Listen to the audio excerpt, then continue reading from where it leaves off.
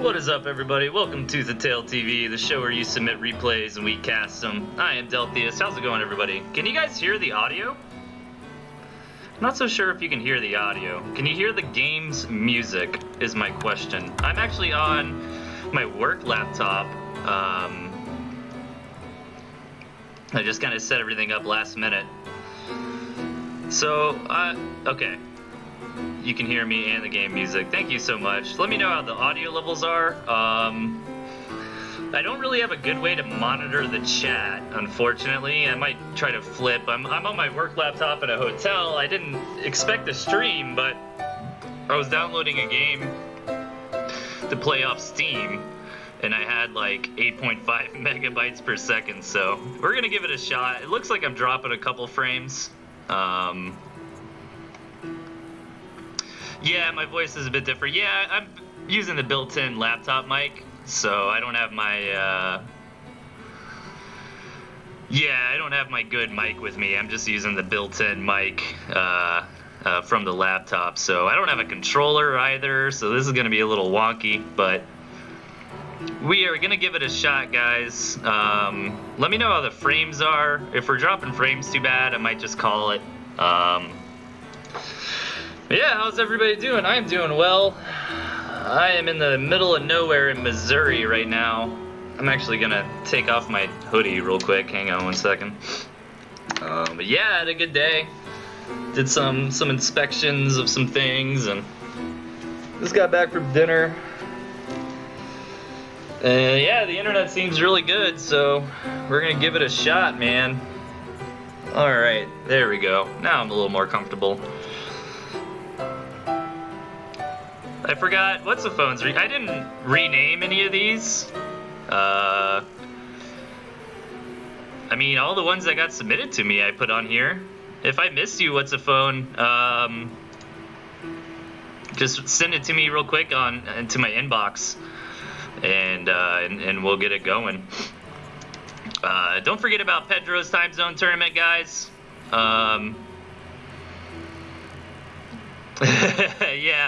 Yeah, this is real last minute, so not as great production value here.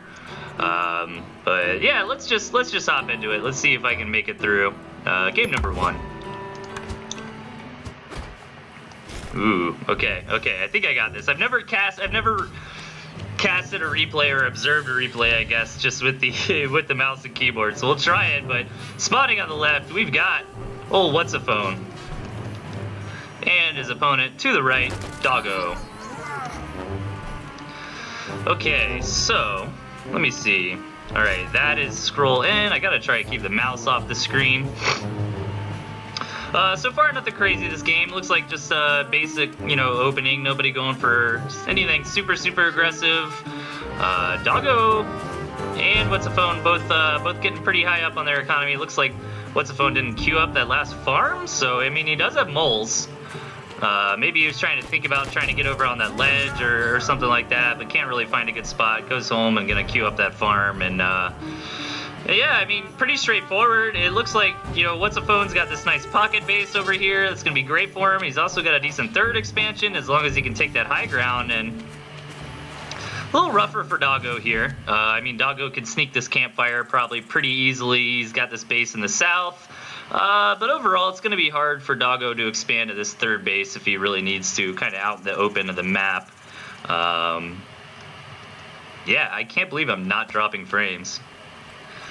Hey, ToothAndTailTV, you have some headphones, iPhone or Samsung ones? Yeah, I've got them on. Does it not sound right or something? I'm just using basic headphones, like, I think Skull Candy brand? I don't know. But Doggo building a lot of lizards here. Probably looking to put on some aggression. I mean, typically in the newer meta, we see guys rushing up to tier 2, normally skunks or snakes pretty quickly. So that's not happening in this game. Instead, actually both players here kind of opt in to get a lot of tier 1 Warrens. What's a phone's kind of got this classic build I like a lot. The answer to the tier 3 for what's a phone is trying to contain his opponent, building up some balloons, and it could work pretty well for him here. I mean, balloons are a great counter to the fox, and he's got that. And it looks like What's Phone wants to opt for a quick expand. Doggo looks like he's trying to find some way to do a runaround attack on What's-A-Phone base, but not the best map in the world for lizards, man. There's really the main entrance and then a little area you can go up top, but Doggo instead just gonna try to get out on the map, take this expansion, and moving in for now. It's so weird seeing this without all my skins. Oh, they just tend to have a mic. Your laptop is picking up some static, but yeah, I'm not so sure. I can double check my settings. I apologize. The quality is probably pretty awful tonight, but there's not a lot I can do about it. I mean, like I said, work laptop. Not really the normal production value we get here at TnTTV, but try to get something going for you guys. And Doggo wanted to set up a pretty decent contain. Let's see if it works for him. Typically, RD cannons aren't super favored in this meta, but it could still work out. I mean, What's-A-Phone does have the ferrets, but it's rough to deal with the drumfire cannon even with the ferrets. I mean, you can. I think they have the same range, or one might outrange the other with some vision. I'm not 100% on that, but you can, with some good micro, slowly target that down. But so I'm a little bit surprised Doggo didn't opt to really jump on What's-A-Phone here. I guess just defender's advantage and a few squirrels is enough to have him pull back for now. And I like this a lot from Doggo. He was going up to a ton of lizards, kind of pulled back a little bit, and instead opting to take that second expansion pretty quickly, you know, saturate that up. And What's-A-Phone's got his halfway saturated, which is more reasonable, but I believe What's-A-Phone just got the scout on how many farms his opponent's taking. Yeah, so he's pretty aware, so I'm interested to see if he wants to get more farms or not. But it looks like he's just trying to gear up for a lot of falcons to try to break this RD cannon before this contain gets too out of control. Game sound needs to come down a little bit compared to my voice. Thank you, gentlemen. I just did that. Let me know if that's enough. Yeah, no, I really do appreciate the feedback, guys, especially on volume, like quality of my voice and things like that. There's really not anything we can do about that, unfortunately, but levels, definitely let me know about levels, man. I appreciate it. I did lower the game volume. Let me know if that's any better. But man, 12 falcons here for What's-A-Phone, and the fox from Doggo is going to be a good answer to that, as long as he can prevent What's-A-Phone from doing a hard contain. I mean, the fox is going to one-shot those falcons, right? So that's pretty good, and he's wanting to try to come up here, but gets his falcons a little too far forward. Those lizards jump on it, get a couple of them, but a few of them actually live with very low HP, so What's-A-Phone's going to be happy about that. And for now, we're kind of in this position where it's difficult for either player to really come in and break the opponent's, front here. And nice engagement here for What's-A-Phone, actually wiping out basically all those lizards, getting some good damage done on the skunks. And I think Doggo sold that drumfire cannon. Correct me if I'm wrong. I don't think that actually died. But coming in here for a big engagement is What's-A-Phone. I don't blame him. He's on the back of a good push here. And this might be too much damage. Let's see if the fox is able to get out in time. That expansion is definitely going to go down, and What's-A-Phone just has so much momentum. Those falcons did phenomenal that game, man. The skunks really did nothing, obviously, to the falcons. So, really great match.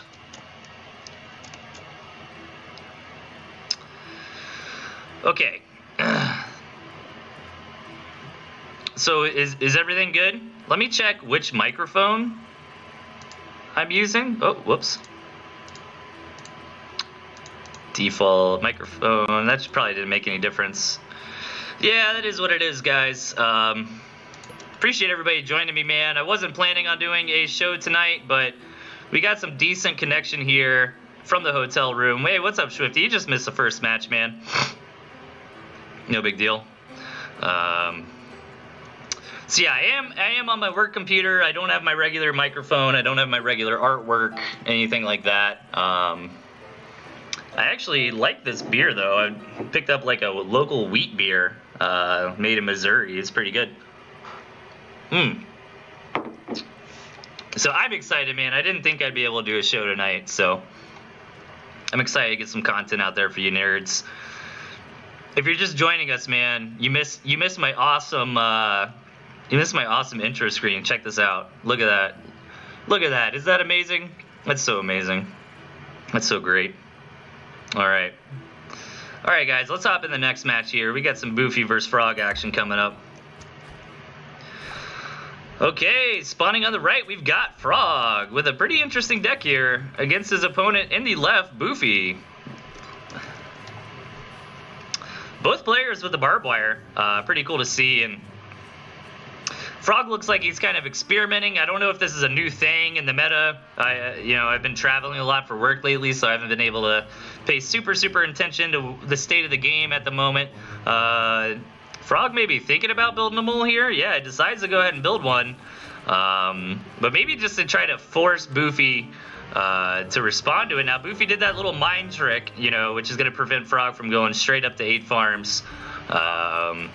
Let's see if he gets anything done with this mole. I don't think one mole is really enough to make a difference here. So yeah, he's going to have to back out and then take this mole home with him. Yeah, goes ahead and sells it. He's just going to build some farms now. Yeah, he did notice the mines. Ooh, did he? Did he notice the mines is the question. If that's going to be the first time I've ever seen that actually work. Only a few hours away from me. Oh, business says Valerius. Hey, man, yeah, we should, dude. I'm going to Tulsa, Oklahoma tomorrow, man. So if you live around there, dude, I'd love to meet up with you and get some coffee or something. That'd be cool. Yeah, I'm out here doing some inspections with some drones. It's pretty fun, man. Frog's saving up a lot of money here. Is he going to go straight for the owl? Oh, this pig. No, he decides to build some lizards. Makes a lot more sense, but I think it's actually going to happen. Frog getting a little embarrassed here on the stream. Oh, but Boofy, that positioning wasn't quite correct. I was wondering about that, but I didn't want to say anything because I wasn't so sure. But yeah, it doesn't actually kill the pig there. So that definitely hurts for Boofy. But not the biggest deal in the world. It was a small investment and try to get something like that done.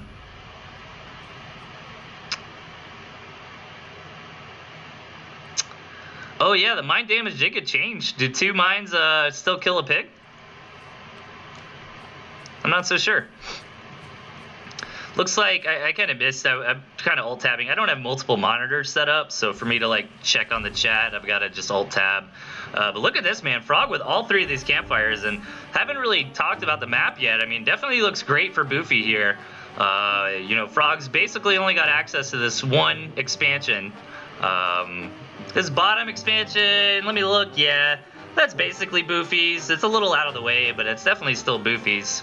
But Boofy's got a second base and a third up here, so you can never complain about that. I always say, maps are relatively fair if both players have access to a second base, which they do. And this extra income here in the early game is going to help out Frog a lot from those 3 campfires that he took, and Boofy really didn't punish him at all for taking those. Yeah, it's only really seen that he took the 1. Nice little turret placement by Frog. I love stuff like that. Just the turret, just a balloon, nothing crazy. That extra income he's getting is definitely going to help support that. And, wow, sells that off immediately after Boofy scouts it. And looks like Boofy's commander is going to get stuck here. Oh, actually gets out just in time. That could have been really annoying for him. You can actually kind of, attack but not kill. Right when they get low, stop attacking with your units and be real pain in the ass. But hey, it's a competitive game, man, so being a pain in the ass is part of it.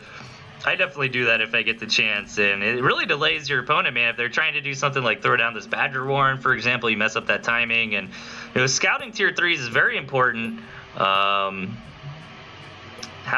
What's Frog's vision? This can't be Frog's vision, is it? Yeah, there's no way Frog could see that, I don't think. Unless I'm crazy. How am I not... Oh, wait, change commander. Toggle visibility. There we go. Okay. So Frog has not seen the tier 3 Warren yet. Let's see if he's able to get it with the scout. No, but he does see the third base coming down for Boofy. But Frog's pretty greedy on his own side. I mean, look at this, man. Fully saturated up second base. 3 campfires. He's got a great income going on here. He's got a lot of barbed wire, lots of turrets, though. So it's going to be difficult for Boofy to push in with this Badger to begin with. And owl number 1 goes down for Frog here.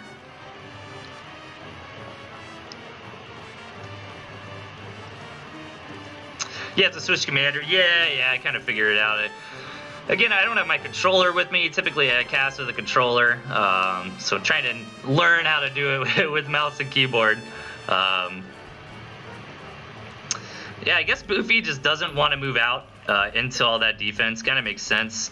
3 owls on the way here for Frog. I mean, his income is absolutely through the roof, but Boofy's income is pretty damn good too. He's got that third base that Frog just does not have access to, so I think Frog really just kind of wants to wait. I mean, he's floating some money right now, but that's intentional. He wants to be able to afford these owls right as soon as he can. Boofy going to come in and see the tier 3 Warren, though. Not so sure if he's going to think it's the owl. You know, kind of in today's meta, you know, Badger, Fox are kind of the best tier 3, you know. But it doesn't mean everything, and owls are certainly still good, especially in high numbers like this. Lots of moles coming out here for Frog, so it looks like he wants to time, you know, these owls getting completed with these moles and just really try to push in super hard against his opponent. Let's see if it works for him. Badger number 2 on the way. Only a couple pigeons, though. He really needs to get a few more pigeons out. And really interesting game, man. I don't think this is a new meta or anything like that. I think these are just kind of innovative decks. I could be wrong, you know, in the chat. Let people know if I'm wrong. You know, typically we see a lot of tier 2 type stuff nowadays, and really minimal tier 2 from both players here. And the owl is out. Boofy knows what's up. And Frog's got a pretty damn big army. Look at this, 15 moles, man. DJ Soak would be proud, as Frog is looking to move out and put on a little bit of pressure. He wants to get this barbed wire knocked out with his free mice units, if possible, before taking a big engagement. So, no, this is a custom game, no doubt, says Valeris. I don't know why I messed that up, Valeris. Yeah, it looks like these guys are just messing around having fun. But man, look at all those units just swarming through. 3 owls worth of mice plus 19 moles are just stomping their way through here. Boofy still has a badger, though. He hasn't died yet. Some good micro coming out of Boofy here. I'm not so sure if it's going to be enough. Frog really needs a target fire. That badger, but the badger's getting a little too far forward. I think he might have been able to pounce on it. Yeah, he's thinking about doing it now, but Frog's main concern here is just trying to keep these owls alive. The badger from Boofy here does get hurt, but does not die. I think he killed a tier 3 Warren, though. It looked like Boofy was trying to go up to 3 badgers. Ooh, owl's going down, though. This owl barely still alive, but it ends up dying, and now Boofy's got the one-man army here with the badger, with some squirrels to back it up. Badger number 2 on the way, and I just don't think there's really anything that Frog could do from here. Great push from Frog, great micro on the badger from Boofy, and nice little counter aggression to seal the deal and take the game. Fun stuff. Ugh.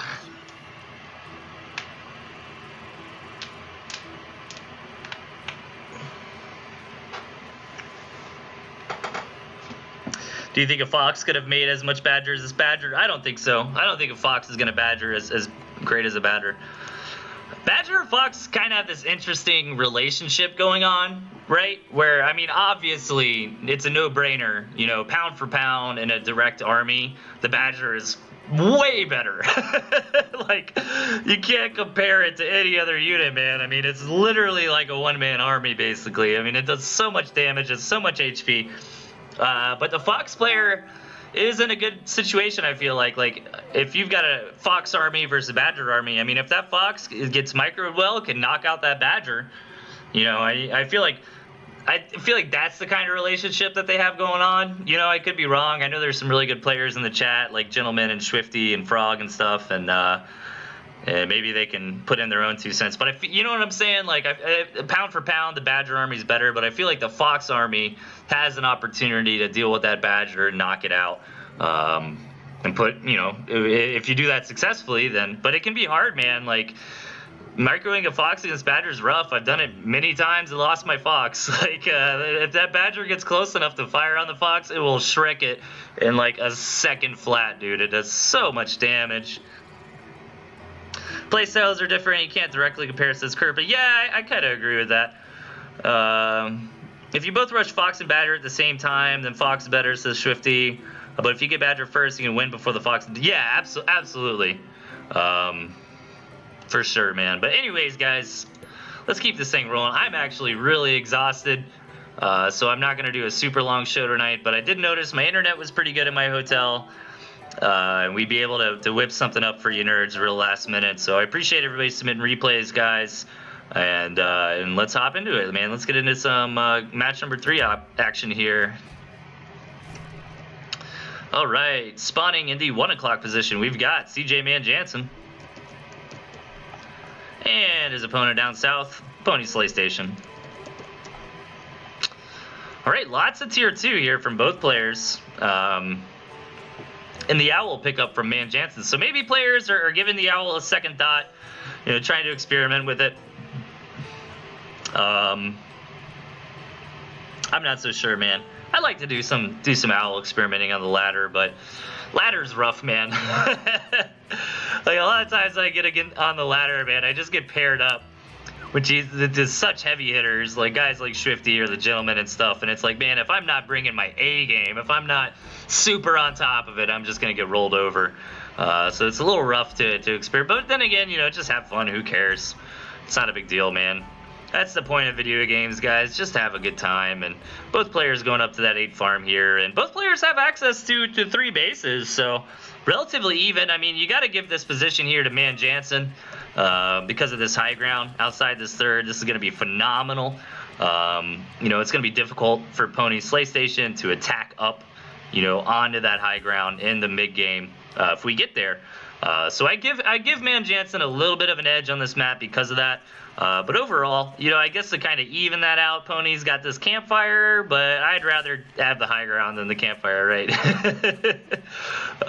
So I feel like Man Jansen's in pretty good shape, and you know, it might not even really matter, to be honest. You know what I'm really interested to see, though, is how Man Jansen decides to expand here. If he's going to go for this more front base and be like, okay, you know what, if I can secure here, then this back base is basically given to me. He can absolutely go that route, but it's going to be more risky. Man Jansen can basically take this back base, and it'd be real difficult for Pony Slay Station to come in here and punish him. But then again, if he takes this base first, you know, set up some turrets right there, I mean, that's ideal, dude. But we got a quick tier 2 play, not super quick or anything, you know, 2 tier 1, maybe 3 tier 1 into a tier 2, and actually 2 tier 2 coming out for Slay Station, some Falcons here, which might be a good answer to the Skunks, you know. If he can use those Falcons, if he can keep those Falcons alive against the enemy squirrels. I was about to say, like, use them to target fire the Skunks, but you want to be real careful to not fly those Falcons in a position where Man Jansen's squirrels can just wreck them. You know, really fragile units, but I don't know. It's interesting. I really hope we see an engagement here. You know, a handful of squirrels and some Skunks versus, you know, some squirrels and a few more Falcons. It'd be really cool to see. And yeah, he's got the pigeons too, so this could work out for him. But yeah, Man Jansen opting for that safer base, which is totally fine. I think either way would be acceptable. I when I was thinking about it a little more deeply, I think that taking this forward base might have been better so he could set up some defense. But if he wants to get aggressive, it makes more sense to take that back base, you know? You know, not invest in things like turrets. But here we go. Slay Station's gonna try to come in. He's got the flying units to kind of counteract that high ground, and let's see how this works. Wow, skunk number 1 going down immediately. Skunk number 2 following. Pony's gonna back out, but Pony did lose a Falcon, and if he's not careful, yeah, he loses a couple more. So I mean, yeah, Man Jansen lost 2 tier 2 there. Slay Station lost 3. Kind of hard to say who won that fight. You know, yeah, it's relatively even. Pretty even engagement, you know. Maybe it looks like army graph wise, Slay Station a little bit in the lead, but I don't think a huge significance there. It's really going to matter how these players follow up. Looks like both players just opting for a very safe second base, you know, just getting 1 farm. Maybe Pony's going to throw down farm 2 or 3 here momentarily, and Man Jansen might follow suit. So interested to see if these guys want to take it to a mid game, or if we're going to see a lot more pressure and someone try to end it early. You know, nobody's really advancing past that initial army amount. You know, both players just kind of refinance their army, maybe add another tier 1 or 2. It looks like Man Jansen's adding some extra skunks, and Slay Station got another pigeon warren. But this is what's really important. Like, these guys are constantly scouting each other's second base to see how much they're investing in that economy. And the rule of thumb is you want to be barely more greedy than your opponent. So if you see them with 3 farms in their expansion, you want to get 4. You know, kind of what Slay Station's doing here. You want to be the guy who's just barely more greedy. You don't want to be too much more greedy, and you don't have enough army to back everything up. Dude, I won the jackpot though, guys. I got to my hotel room, and in the mini fridge there was an extra beer. What? The last tenant left me a Busch Light. I mean, Busch Light, you know, not the best beer in the world, but you know what my favorite beer is? A free beer, guys. Doesn't get much better than that. Lots of tier 2 coming out for Slay Station here. And macroing up pretty hard as well. Man, Jansen's got a lot of squirrels. Slay Station needs to be careful and respect that. Or he might get run over. He doesn't have the skunks, and that's what's kind of awkward when you're against that skunk player, because that skunk player kind of hard caps your tier 1 count at like 9 or 12. I think 9's pretty appropriate. Like if you see your opponent's got skunks, you know, you want to start investing more into your tier 2. Yeah, I was going to say Slay Station really needs to start getting some harassment done. Very nice from these ferrets. Catching Man Jansen a little out of position. His commander was macroing up, but just taking some pop shots on this army. I mean, he's already killed 3 or 4 tier 1 units, so pretty good for him. Needs to be careful not to get too greedy, though, and lose these ferrets. Now, Man Jansen does not have pigeons or anything, so he actually has to kind of retreat away from this high ground and let these skunks heal back up after taking a few shots from those ferrets.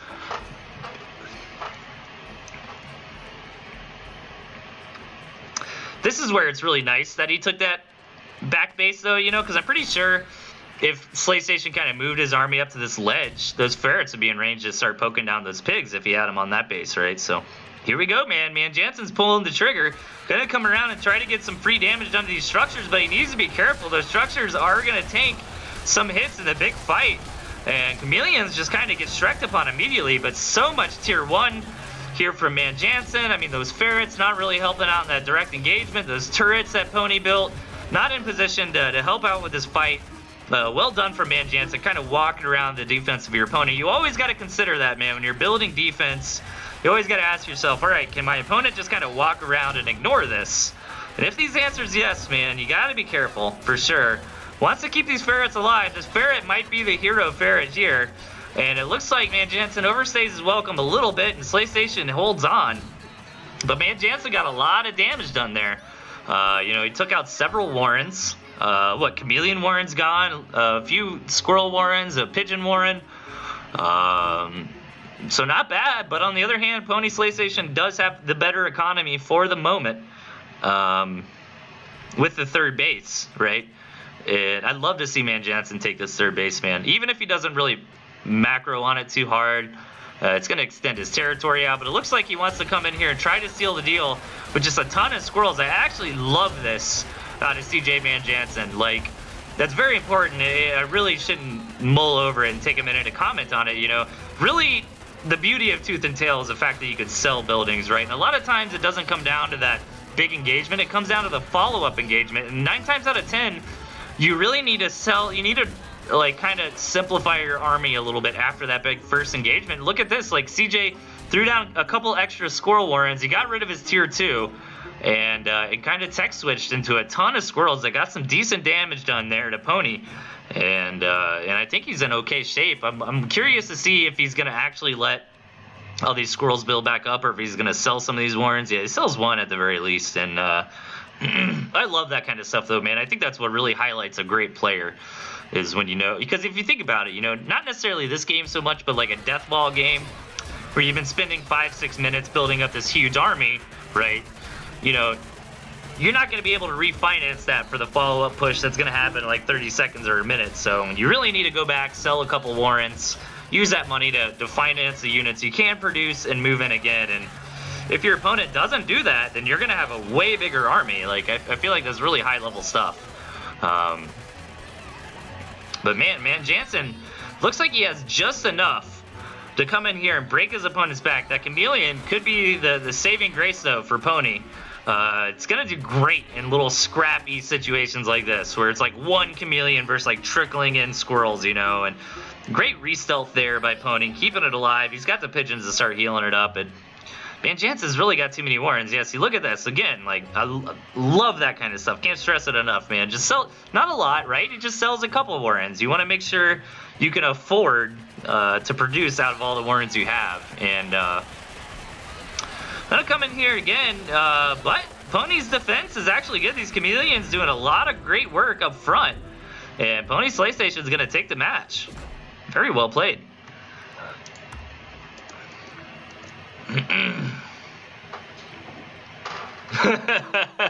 What's a phone? Bring owls, build 33 squirrels. Oh my god.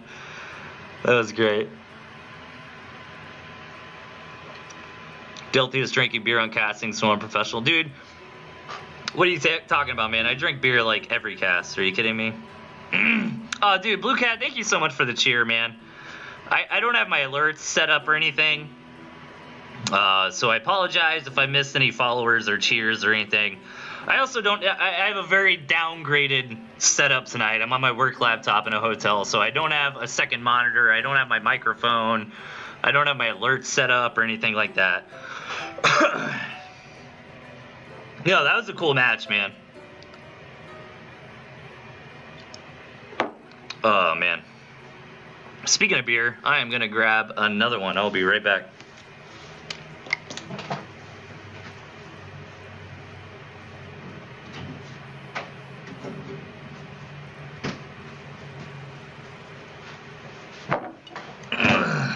All right. So happy to see everybody, man. Thanks so much for tuning in, guys. I really appreciate it. I love my little community of nerds, man. Hey, man, Tooth and Tail's community we might be small, but we're quality. You know, you guys are the best. All right. What are we doing now? Okay, so this is from the Pocketbot tournament, I believe, on Monday. And I'm really excited because I haven't seen Jet play lately, and I know he's actually, I mean, correct me if I'm wrong, but isn't he kind of like one of the top players right now? Like, he's doing pretty good for himself. Oh, man. So, I'm looking forward to this series. Actually, looking at this, man, we got 3 games with Jet Erickson versus Chip. We got Gentleman versus Pyle. We got some Uphold Hopperus versus some Pyle versus some Valeris. We got some good stuff going on tonight. The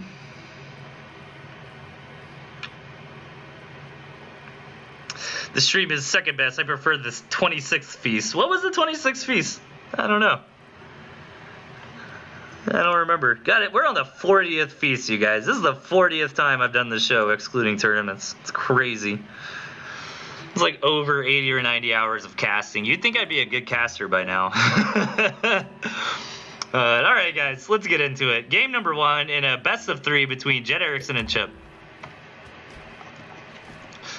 All right. Spawning in the 3 o'clock, the one and only Chip from space.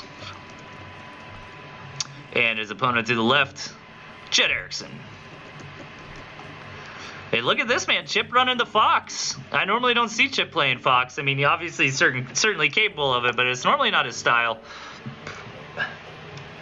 Chip's deck actually seems like super meta to me right now. Like, I'm not so sure about the mines. I mean, maybe that's just kind of Chip's little flavor.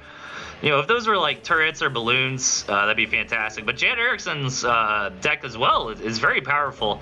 It's kind of been theorized and figured out lately. You know, you can opt to take turret balloon instead of taking a tier 3. And then if you see your opponent, like if Chip was going to try to go for like a fast 1 base Fox rush, then Jet's plan would be to set up a contain. Very, very. Now you still got to scout it. Like, scouting is so important in this game.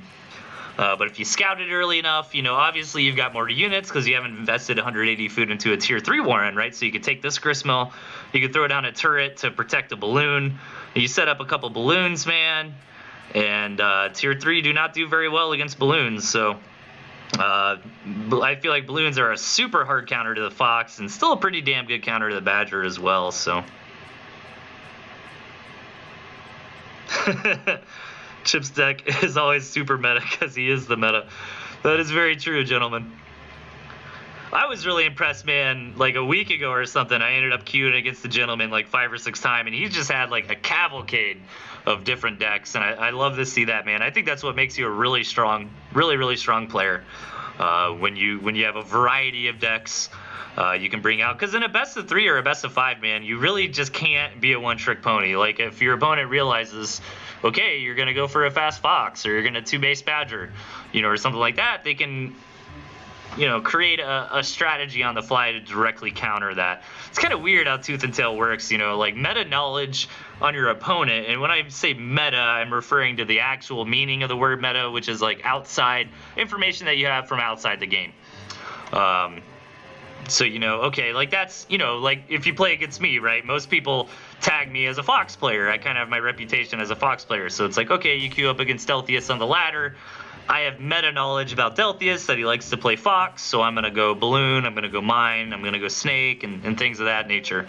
And you can see that a lot in tournament play, man. So it's really important to have a variety of viable decks that you can whip out and use well. But Chip going for a pretty strong skunk push here, and Jet Erickson went for the Ferret Falcon.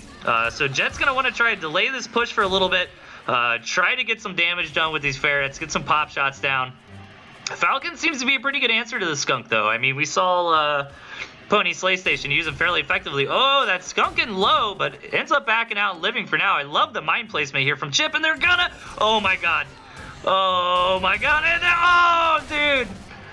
Oh, my God. Sign my mouse pad, Chip. That was so good. Oh, my God. How is a 12-year-old so good at this game, man? Ugh. God, that was beautiful. Got both ferrets there, man. So what, 40 food for 120? And that's insane. Very well played. And but Jet's not out. You know, he had to take that punch, but oh my God, it's not going to happen again, is it? Now, you got to keep in mind, well, both players actually on their second base just fine here. I didn't really get a chance to comment on the map this time around, but actually fairly even map. Yeah, this is about as even as it gets. I feel like both players have 3 total bases, and this high ground is far enough away from Chip's territory where it's not like the last game we saw where the high ground kind of belonged to Man Jansen. Like, as you can see here, Jet's getting out on the field. Jet's getting this high ground. The mine's going to go off again, get this ferret super low, but he's going to be able to run back in time and get out of there and save it this time around.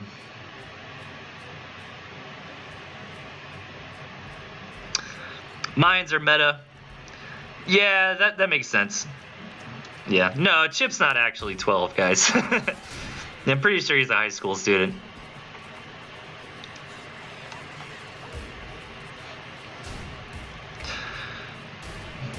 So, ooh, takes down that mine. That's pretty good. Needs to be careful of this ferret, though. Nice denial on that campfire from Chip. That campfire would have been very clutch here for Jet Erickson, because getting that territory expansion, throwing up a couple balloons. But the real story here is the Fox Warren that's on the way.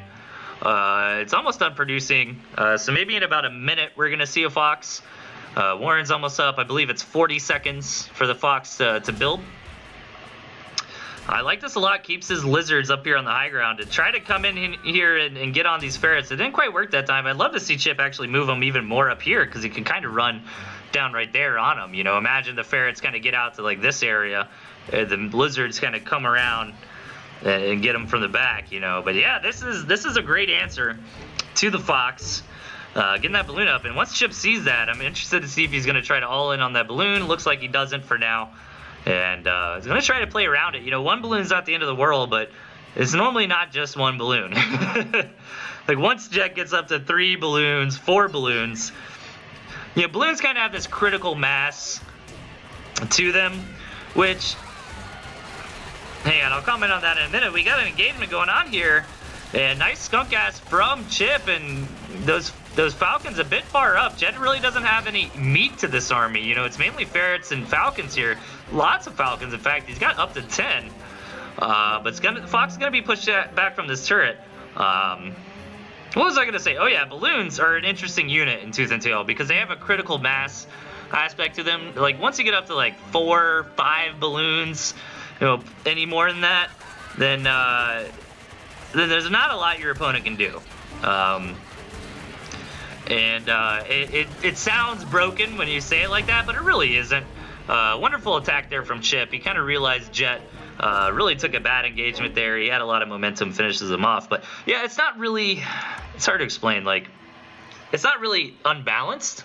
It's like that, like, I don't know, I'm sure you guys are StarCraft fans, but like, you know, in Terran vs. Zerg in StarCraft 2, you know, like, people will be, oh, what are you supposed to do when your opponent gets up to like 12 Ultralists? It's like, well, you kind of weren't supposed to let him get up to 12 Ultralists, right? I mean, yeah, you can use ghosts and snipe and all that kind of stuff, but and similar in Brood War, like when a Protoss gets a bunch of carriers, like, well, what am I supposed to do against that? Well, you weren't supposed to let him get carriers, man. You had to invest a lot of money into that, you know? And that's what you saw Chip do there, right? Like, Jet was trying to set up that balloon contain, and Chip didn't let him. He came in, you know, and balloon 1 was up, and balloon 2 was on the way. And he kept the pressure on, and he prevented that from ever happening.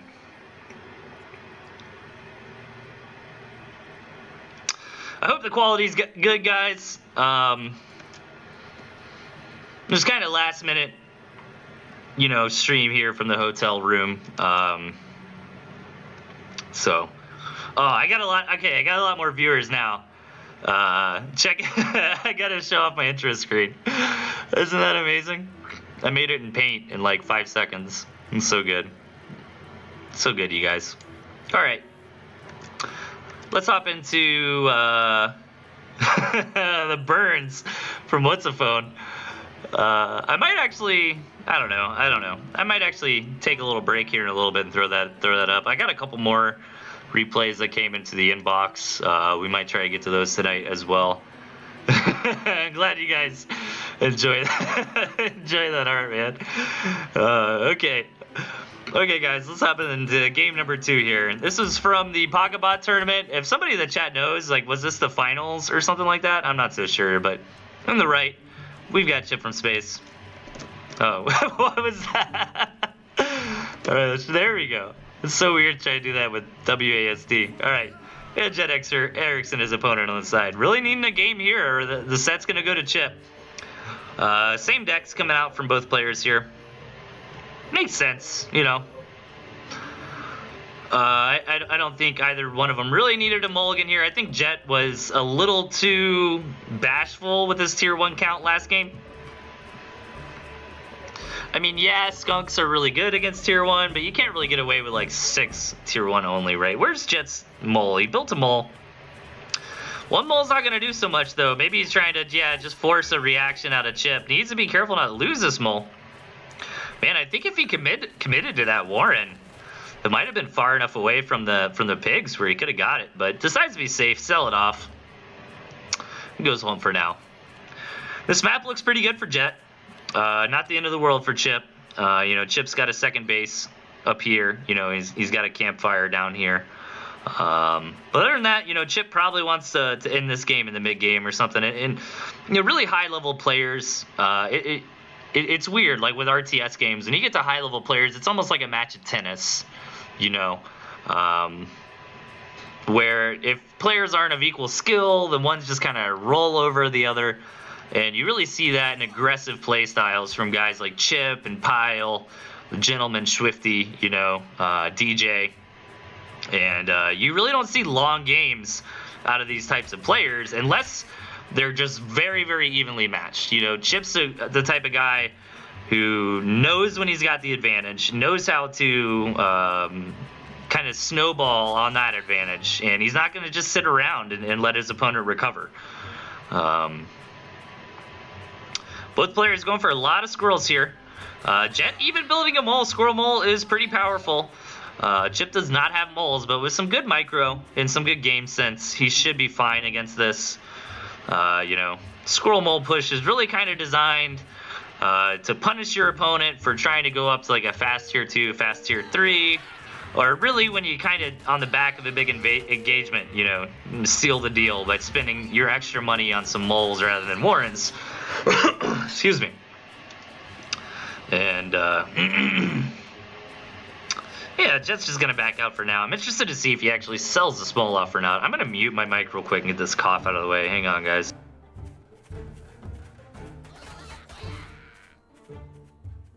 All right, there we go. Okay, so Chip moving out. He's got the high ground advantage here. Jet needs to be careful. His commander getting very low. Knows how to manage that very well, though.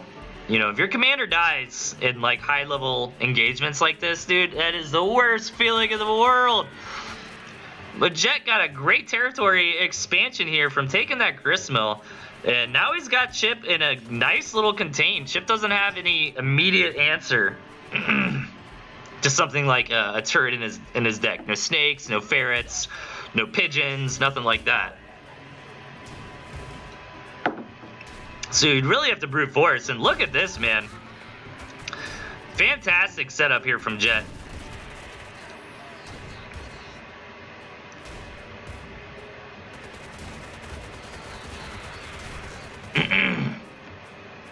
So I think Jet's in a fantastic spot.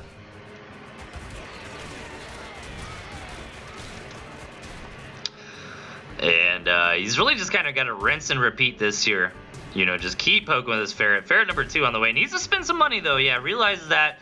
Just build these tier 2 where he's at. He doesn't want to leave this front line and not be able to micro anymore. They get some Falcons down, so.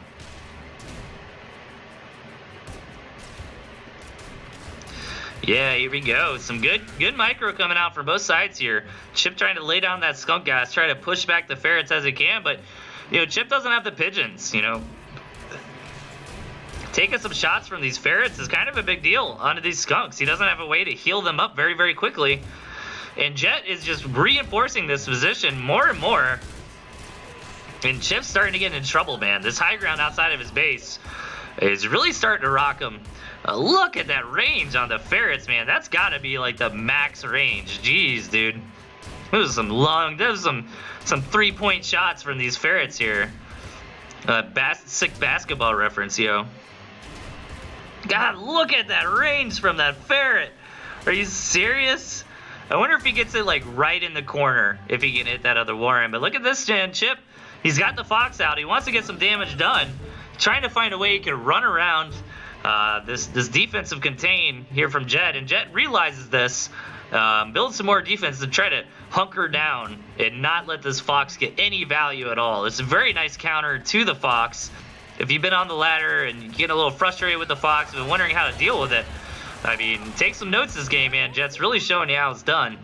And it's going to be rough for Chip to get a lot of value out of this. And he doesn't have pigeons either, you know, so he can't even just come in, like, tank a shot from a balloon and hit a Falcon or something, rinse and repeat. He needs to be real careful here. Nice shots on the ferrets there. It actually takes that ferret out. That's a nice win for Chip from space here.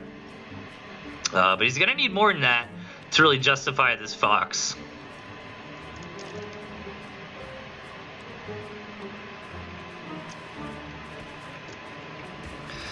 And trying to take an engagement, but a lot of defense here. Chip wants to come in and get that balloon. Looks like he will, but he lost a ton of units to do so. I mean, look at this army value graph, man. And now the army value graph, I need to get the Tooth and Cake mod from Obscution, man, because I think he's got like better army graphs. Army graphs are a little weird. They count structures, they count warrens, things of that nature. So it's a little misleading, you know. But even just look at the supply here. You know, look at the supply for both players. You know, Jet's supply is much better. You know, Chip's really just down to a handful of squirrels, some skunks without a warren, and a fox. Trying to come in here and find damage where he can, and Jet's second base is also pretty far ahead of Chip's. You know, he's just on a 4-base economy right now. I know Chip's going to try to get that second base up. Jet comes in for the scout, sees that Chip's economy is pretty well behind his, so he's going to be happy about that for sure. And again, this is really the only base that Chip has access to, so I'm wondering if maybe he's holding on to the 7th and 8th farm as starvation farms if it gets to that point, but I don't know if I would agree with that. Yeah, Chip taking it, maybe just leaving one starvation farm. Like if the game goes on for 10 more minutes, that's not going to be good for Chip, right? Because look at all the expansions on Jet's side of the map. You know, Jet's economy would just be able to roll over Chip at that point. Needs to be careful with this Fox, man. Taking a couple shots here and there from these ferrets or these sniper balloons. But Jet really hasn't taken advantage of his map RNG quite yet. He hasn't thrown down his 3rd gristmill or anything of that nature. And Chip's doing what he can, man. Ooh, very nice from Chip there. It's hard, like, this game looks really good for Jet, but you can never count Chip out, man. I've seen Chip come back from some insane positions before, so great value there from Jet. Any little bits and pieces like that is very hard to deal with from Chip right now, man. He can't be affording things like rebuilding Warrens that he already bought, you know, to try and stay in this game. I mean, look at Jet's economy. He's got 10 tier 2s here. He's got a nice amount of squirrels, and he's going to start harassing this tier 3 Warren and gets it. Moves back out. Big win there for Jet. Although, if Chip lost the Fox, he'd probably sell the tier 3 anyways, but still. I mean, that's an extra 180 food, right? That Jet just knocked out there with some ferrets. And yeah, man, this is exactly how you deal with a Fox player. Jet's showing some real high-level play here. And really putting the hurt on Chip, man. And 4 ferrets just kind of raining down. Taking out a squirrel or 2 here and there where he can. Jet's playing pretty conservative, though. I'm kind of surprised he hasn't taken a 3rd base yet, but, you know, he's against Chip, and he's got an advantage. He doesn't want to lose that advantage by trying to be too greedy. Taking that gristmill, I don't think he's going to build farms on it. It'd be too easy for the Fox to harass, but it's going to expand his territory and allow him to encroach these balloons onto Chip more and more. So I can't wait to see that. And yeah, look at that territory expansion. Now he's got access to the rest of this high ground.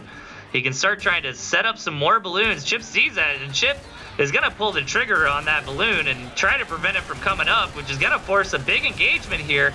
And Jet just has a ton of stuff. Now he mainly has Falcons, and the Fox is fantastic against the Falcon. Like, Chip can come back into this game just from killing Jet's Falcons over and over, because I mean, the one shot in that Falcon, that's 60 food every single time you do that. You know, beautiful. But the balloon did get up, which was Chip's main focus on that attack, was trying to prevent that balloon from coming up. It gets up, the second balloon's on the way, gonna go down to the lizards. But Jet's still in pretty good shape here. Yeah, if he can just, decide to go for the turret to protect the balloon. That's why you normally see players go for turret plus balloon. That makes it a little easier to get those balloons up on the back of a nice turret.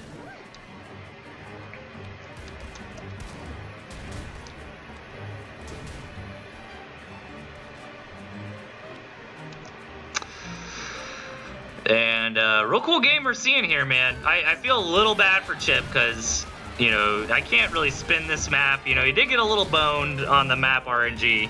You know, 5 base to 2.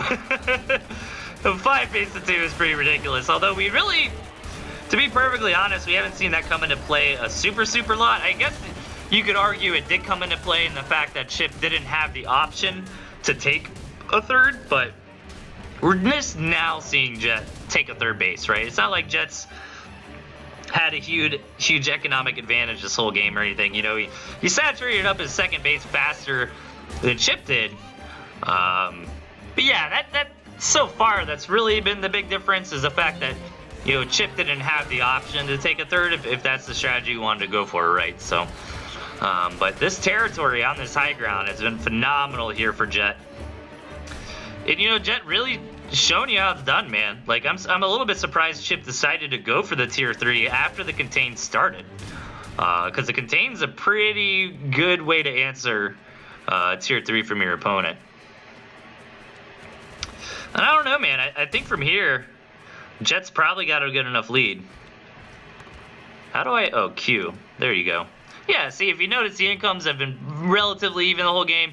You can see a little bit of a spike for Jet there because he went up to his 8 farms on his second base a little faster. Chip's found a little pocket to wiggle around. And there we go. Very beautiful from Chip there. Managing to take one of those expansions that quote-unquote belongs to Jet. Jet trying to counter this aggression, though, by throwing down more and more balloons. And Jet is getting up to a lot of balloons here. And I also would like to note that Jet did sell his old balloons, right, and repurpose them, you know, put them in a new spot. That's another really important thing to do with defensive structures. You never want to go crazy. I mean, look at this. You know, Jet's got 3 balloons up right now, but think about how much value he's gotten out of just those couple of defensive structures. You know, placed really well. Okay, I've kind of advanced from here. Let me sell this old one and reposition it in a better spot. You know, things like that all game long. And Chip's trying to find a spot. Now the question is, okay, toggle visibility. No, change commander. Toggle. Okay, so Jet. Oh no! Oh my god. Uncharacteristic misplay there from Chip, and he's just gonna tap out. I think he went back. I was checking the visibility of Jet to see if he had taken, if he'd noticed Chip's little sneaky base there. And I guess Chip just left his Fox out of position for just a second and went back to maybe build some farms or something like that. And Fox got wrecked on a pond, and that's basically, you know, 9 times out of 10, man. When you lose that Fox, especially in a situation like that, that's going to be game, so. Chip from no Fox. Oh my god. Please don't make us watch the third game, it's so long. If it's long, we'll fast forward through parts of it. But we are going to do it. I'm sorry, what's the phone? We can't just end it into best of 3 series. After the first 2 games when it's tied up. Come on, man. Spawning in the left, we got Chip. And his opponent to the right, Jet Erickson. Now, yeah, same deck selections here again. Now, this map looks pretty even. I mean, both players got a second and third base. And look at this, kind of like the king of the hill base. Right in the middle of the map on the double high ground here. A little bit favored for Jet to take that, but it's not out of the question that Chip could get that out. Yeah, don't worry, guys. If this game goes on for too long, we'll go ahead and fast forward through it. No big deal at all. So let's see. Nothing really to say so far. How's it going, everybody? I might check the chat real quick. Please don't make me watch another one of Jet's game. How dare you, Kermit? Jet's a great player. So.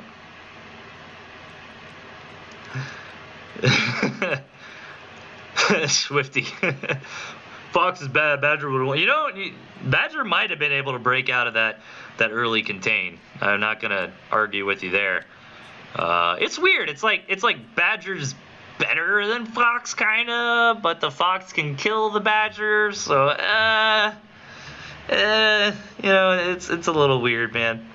But I do think the other tier 3 might need a little bit of love, or honestly, I'm probably gonna get a lot of hate from the chat here, but I think the Badger could probably use a little nerf, right, guys? Right, guys? I mean, come on, man. Badger is so strong, dude. Let's not lie to ourselves. Yeah, nothing crazy so far. Jet realizing this King of the Hill base is going to be super hard for either player to take. So he goes ahead and takes it now, which is a fantastic strategy. And Jet can, again, set up this balloon contain, you know, right up here on the high ground and take this. And he builds these moles kind of anticipating Chip to try to contest this, but Chip doesn't. Chip just decides, whatever, fine, I'll just take some expansion. And yeah, he sees Jet's got it, and he even sees the moles. So I think someone like Chip is not going to just attack into moles. He needs to be careful, though, you know, taking some gristmills.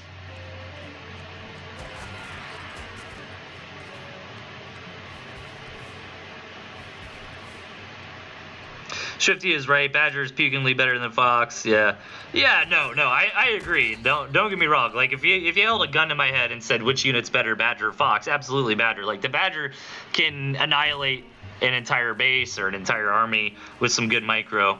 basically on its own, where the Fox is really dependent.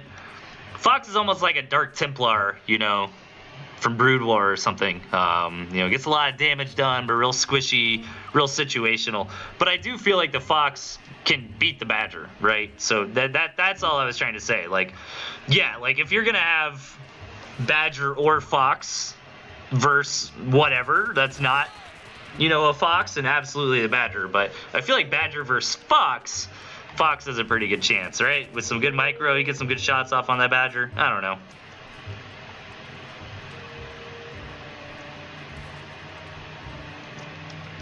I don't think Fox needs a nerf. Objectively, I really don't. I know I'm a Fox player. I think the Fox is pretty good where it's at, though. There's a lot of ways you can play around the Fox, man. There's a lot of answers to it. Mines, balloons, turrets, even arty cannon, lizards, units that are wolf buffed, bad terrain. Foxes are terrible at going uphill. Foxes are terrible in the water. But yeah, we got a little bit of a macro game on our hands here. And Chip's got a bit of a stronger army on paper for the fact that Jet's been building some defensive structures. Delthius speaking the words Fox and objectively in the same sentence as the gentleman. Yeah, you might have got me there. But come on, right? Like how do you beat a Fox? We'll just build some balloons, man. It's not super complicated. But I guess if you don't have balloons in your deck, it can be weird. But here we go, man. Chip, seeing if he can jump on top of this, just absolutely dominates that balloon. That's what the counter to the balloon is. Lots and lots of tier 1, but he might be overstaying his welcome here. He didn't quite get that second balloon down. He got a farm, but he spent a lot of money on that attack, man. Yeah, great hold there from Jet Erickson.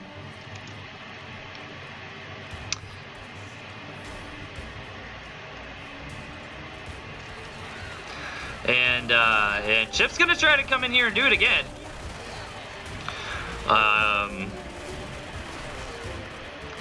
And doing pretty decent so far.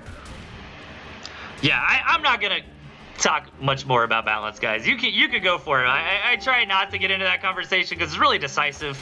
Everybody's got their own opinions and their own experiences on ladder and stuff. But Chip doing very well. So far here, these moles might be enough for Jet to hold. I don't know, man, that balloon, this balloon is a freaking hero balloon, dude. It's done a fantastic job this game for Jet Erickson, and Chip now trying to get to that Fox. And let's see. Yeah, this is kind of rough for a Fox here for a lot of different reasons. I'm not so sure I agree with this plan from Chip. He's building a Fox into a lot of defense, into a lot of high ground, and into one attack path. It's kind of cool, get it, and maybe if Jet attacks out of his little turtley situation, the Fox is going to be able to help, but the Fox is not going to be able to do anything here to try to break this base. So we'll see. Jet's locked in here nice and tight. But Chip's going up to the third base a bit faster than Jet. Jet does have his third, but he's not macroing as hard. And I don't think Jet's really had an opportunity to get out lately and see what Chip's up to. Yeah, he hasn't seen the tier 3. He hasn't seen the third base yet. And likewise, Chip is kind of in the same boat. He really can't get past this tier 3 for his opponent. And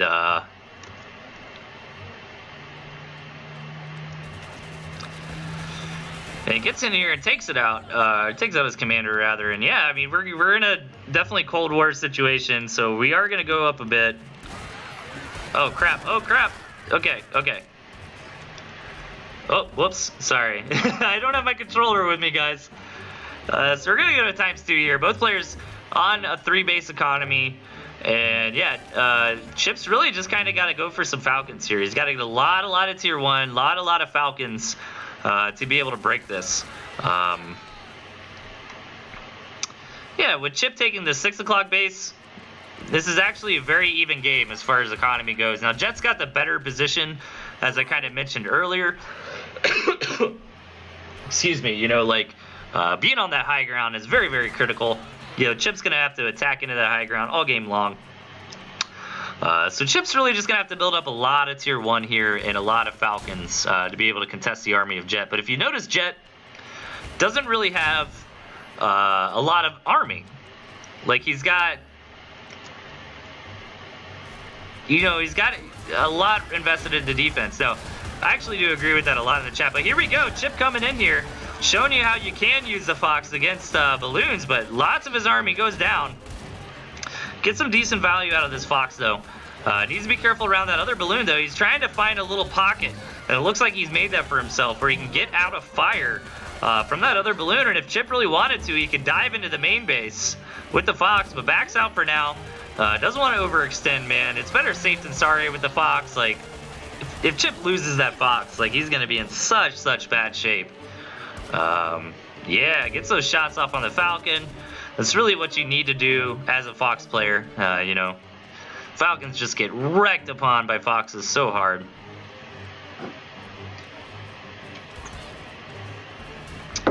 And beautiful thing to see.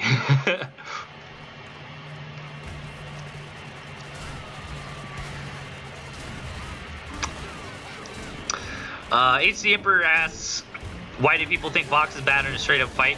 Because it doesn't have anywhere near the DPS or tankiness of another unit like the Boar pre-nerf or the Badger. The Fox fire is very slow and it's pretty squishy. So in a straight up engagement, a unit like the old, it's not really fair to say the new Boar, but probably even still, like, the amount of damage and HP, those units have, like something like a Badger versus a Fox in a straight up engagement, the Badger is gonna annihilate the opponent's army much faster than the Fox will. But the Fox, it's a similar dichotomy of like the Ferret, where the Ferret's not as good as a Falcon or a Chameleon in a straight up fight, but it's got that poke potential. So when you have units like the Fox or the Ferret, you want to try to drag things out. You want to poke and prod.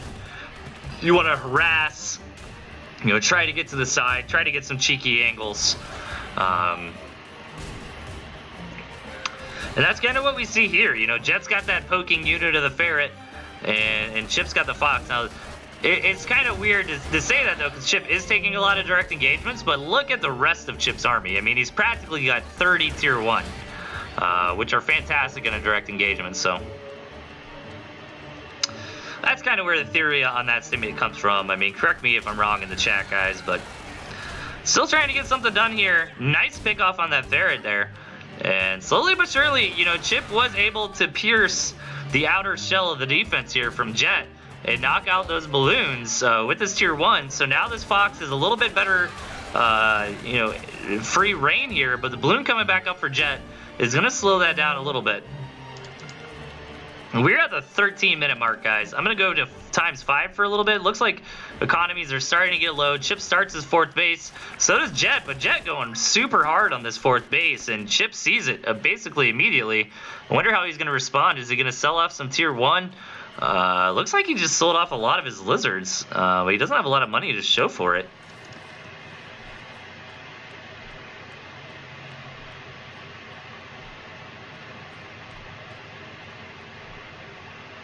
Oh, yeah, Swifty. Yeah, no, that's a good point. Any tier 3 in a straight-up fight where the opponent doesn't have a tier 3, absolutely. Yeah, 100%.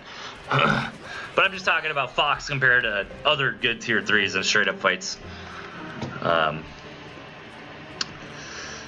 yeah, man, Jet's in good shape here. Damn, this is a long game. You guys weren't kidding. Was this already casted or something, or have these replays just kind of been floating around? I mean, Jet looks like he's trying to build up some Falcon counts. I still really like this, by the way, from Jet. Just a few balloons, nothing super crazy. Trying to finance a decent army with this. And yeah, look at this. Chip trying to find some position to poke and prod in with this Fox. Can't really do it, though. And any little opening that Jet spots, he tries to plug up real quick with some more turrets, with some more defense. And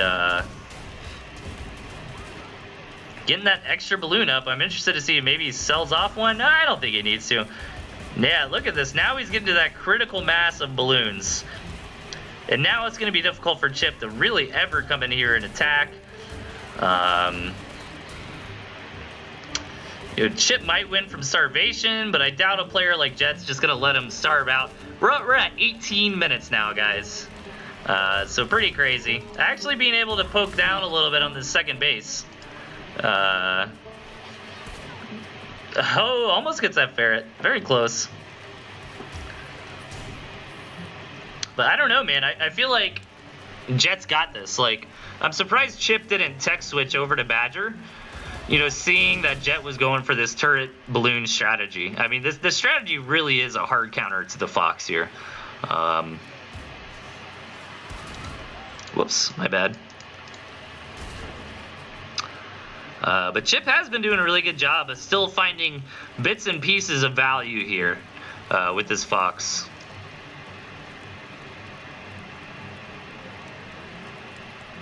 Yes, it was casted by Classic Metal Live during the Pocket Cup. Oh, cool.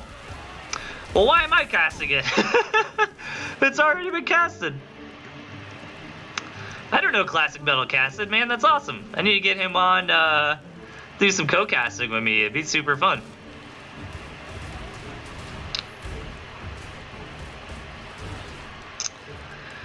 And I don't know, man. We're 20 minutes in, and I just really don't see a closer here for Chip. Like, this fourth base is in poking range of these ferrets. And, oh, wow, though. Jet did not leave himself a starvation farm. So if you are a new player, you're wondering why he's not starving. He is on that campfire, which doesn't get counted towards your total farm count. But Chip's now starving too. These last couple of farms that he can build are in firing range here for these ferrets. So that's super annoying for Chip. And now Jet's starving. All Chip has to do is hold on for a little bit longer. And he should be okay. This is getting super clutch, man. 21 minutes into the game. 8 gristmills totally mined out here. And, oh my god, is Chip going to win this?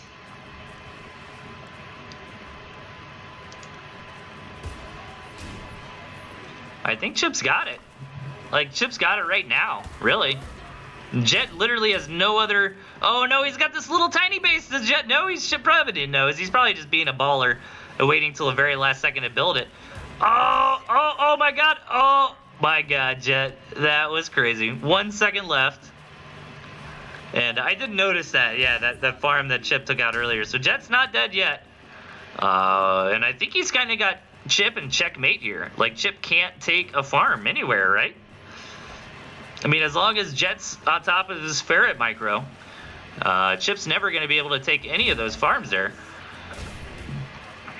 Chip trying to zone with the Fox, but against 4 ferrets, it's very difficult to micro. I mean, you might just kind of get lucky and land some critical shots onto that Fox, and I think that's going to be it. And Jet's going to take this game.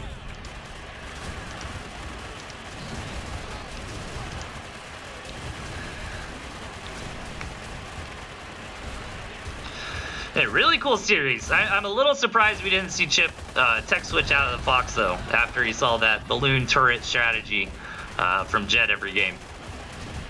It's a really good counter to the Fox. And that Fox got boxed in for a minute, but Chip actually managed to get it out. It's another great thing you could do for a Fox, kind of back it into a corner.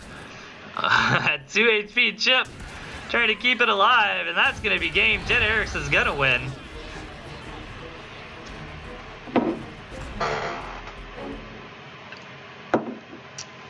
Frog hates Jet's play. You hate everything, Frog.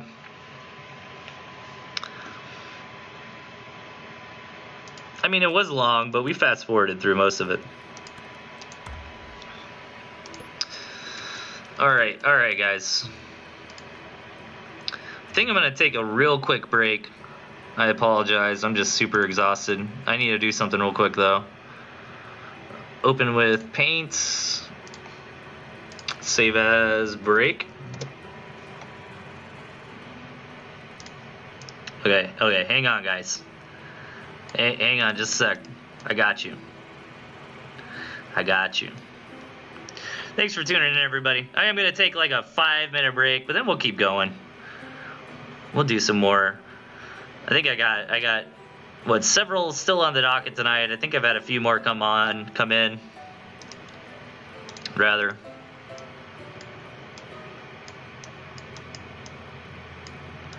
Let me make some art real quick.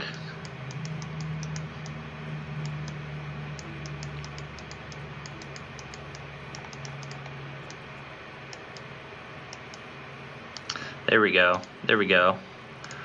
There we go. New screen. New screen. Break screen. Oh, whoops. Oh, can I not edit this? Oh my god. I'm sorry.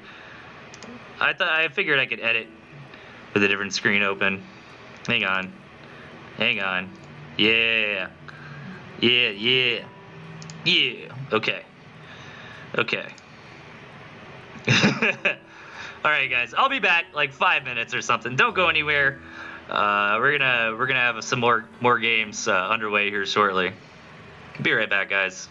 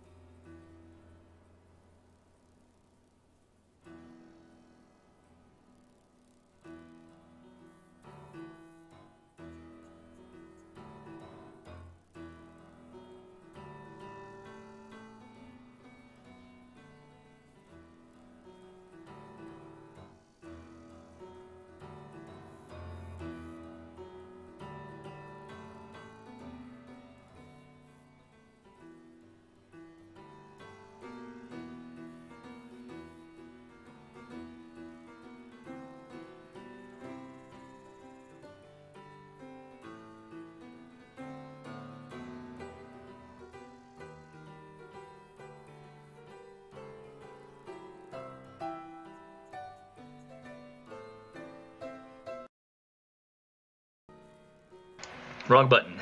I'm back, guys. Thanks for sticking around, everybody. I really appreciate it. Actually, doesn't look like I lost much viewership at all from that break, so really cool.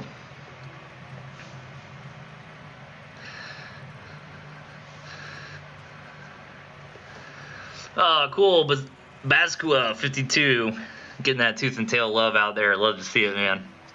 Awesome stuff. And yeah, we weren't planning on doing a show tonight, but I ended up actually having pretty damn good internet, surprisingly, from my hotel room. And looks like we've dropped some frames, but it's pretty good, right, guys?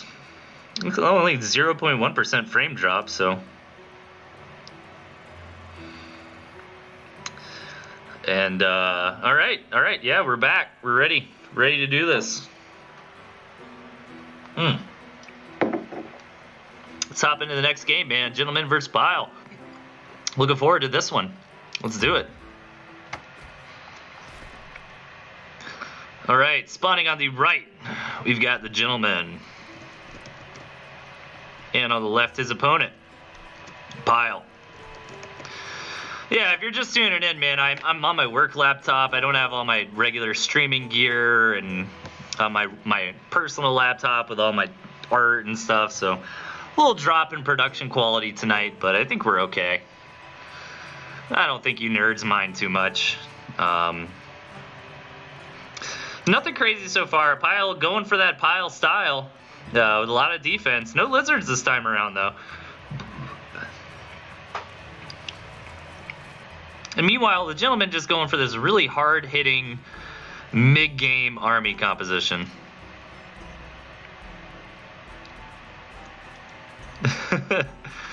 and we should be. I'm kind of interested to see where we're going to go from here. Both players have access to a second base, but the Gentleman doesn't really have much access to a third. I mean, he can try to come up this way. I mean, I can use my mouse, I guess, yeah, where he's walking right now, and take this base, but that'd be very difficult for him. And Pile grabbing this very early campfire is going to help give him a little early game boost to that economy. Now, Gentleman does have his own campfire he could take, so we'll see if he opts to do that. Gentleman floating a ton of food right now. I wonder why. Maybe just kind of zoned out for a minute and kind of forgot. Yeah, it looks like he went back to his base like, oh crap, I need to build stuff. And going for that skunk rush. But meanwhile, wow, that's actually really interesting. Pile opting for 2 turrets right off the bat here. I wonder what he's wanting to do on the back of this. Looks like a snake warren. Now, is he going to sell these turrets off after denying the scout? No, it doesn't look like it.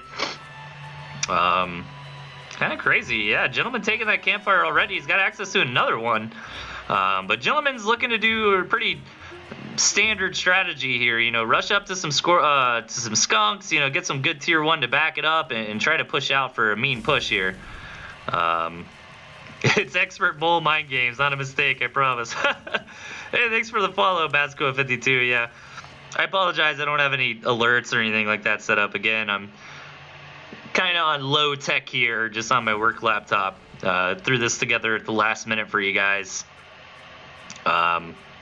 Didn't expect to do a show tonight, but here we are, guys. We're doing it. The Gentleman trying to mind game Pile a little bit. Tech out of the tier 2 after it was scouted to lots and lots of tier 1. Gonna try to punish Pile for being so greedy here. I mean, really, like 3 tier 2 warrens right off the bat like this is a fantastic answer here from the Gentleman. I'm interested to see if it'll work out for him. I mean, snakes and falcons aren't going to do super good against straight pigeons. Like, snakes are pretty tanky units. Oh, but look at this. Oh man, Gentleman's got to move out right now, and the barbed wire's up. And I don't think the Gentleman really can do anything about this barbed wire line here. I mean, that is the only entrance into Pile's base over here on the side, so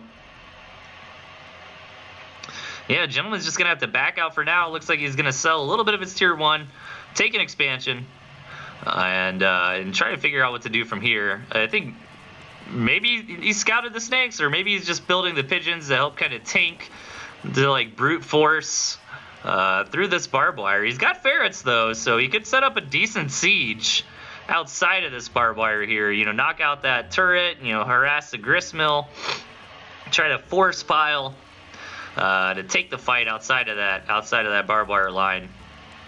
Interested to see if that's what he wants to go for. Instead, he's just macroing up for now, but Pyle's winning that macro game at the moment. But keep in mind, Gentleman does have those few campfires, but Pyle does have that one campfire of his own. Gentleman comes in, gets some good scouting information, manages to get out. And likewise, same for Pyle. Oh, look at this. The Gentleman sells off his farms. He's going to YOLO Swaggins up here and try to take a big push here with a lot of moles. Let's see if it works, but Pyle, I don't know how, but Pyle sniffed this out, man, or maybe he was just building turrets to begin with. I mean, he's got a fantastic economy, but I'm kind of wondering what Pyle's next step is, maybe to kind of leapfrog this defense outside of his main, but I don't know if the Gentleman is going to be able to crack this. That is so many turrets, so much barbed wire. He actually manages to break it, though. Comes in here, kills a lot of the tier 2 for Pyle, gets up on Pyle's face, getting some good economic damage on, trying his best to target fire down these Falcons. A fantastic push here from the Gentleman. Needs to be careful not to overextend, though. Pyle taking advantage of the fact that Gentleman is target firing pretty hard, and these squirrels just kind of walked by all those turrets. A little bit of a mistake here for the Gentleman. Now those turrets are going to be back up in action, and that might be all Pyle needs to hold this attack, but Pyle took a lot of damage there. Lost, like, what, 7 farms, a lot of barbed wire, a lot of turrets, a lot of army. And, yeah, I love it. Gentleman's just going to sell off some of those tier 1 Warrens and start macroing up a little bit here. Fantastic play.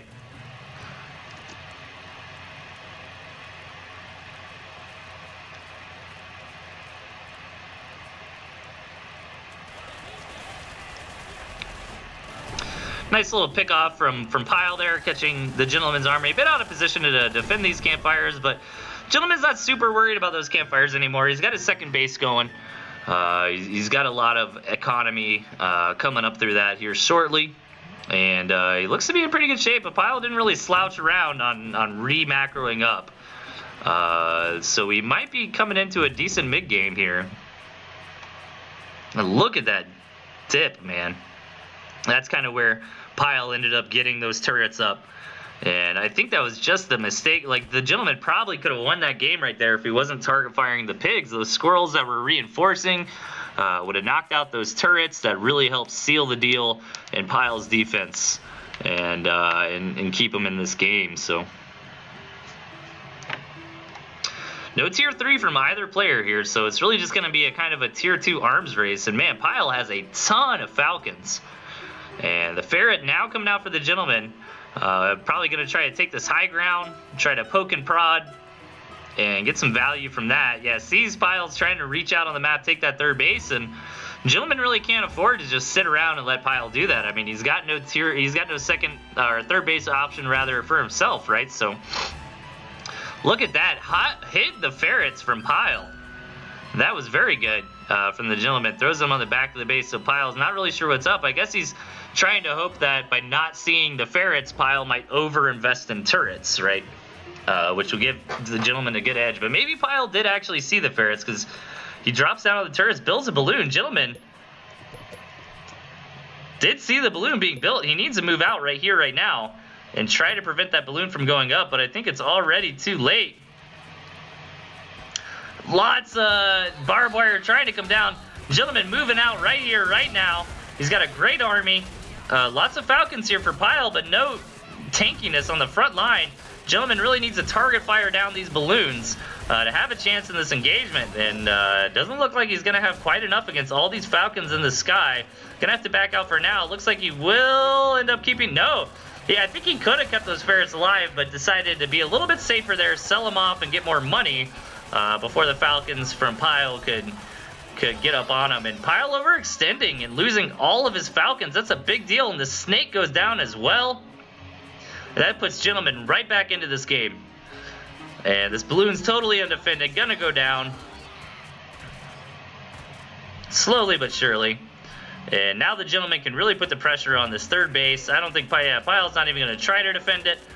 And going to try to hunker down on his second base and see if he can hold on and not get knocked out of this game.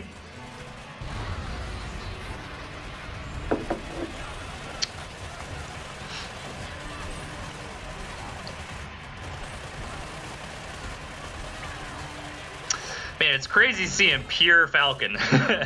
We normally don't see this. Like, I mean, you normally have a lot of tier 1 on the front lines that kind of tank for these Falcons, but Pyle trying to just kind of use his structures to be the front line here and then chase down his opponent with the Falcons who don't have to worry about like terrain getting in the way, things of that nature. And here we go, trying to get the balloons up again. That's going to trigger the gentleman for a big attack. He's got some moles on the way. Pyle sees them, so he's got to build them back a little bit safer here. Oh, accidentally builds on the campfire. I hate when that happens. And gentleman not quite being able to get that push done in time before the balloon comes up, though.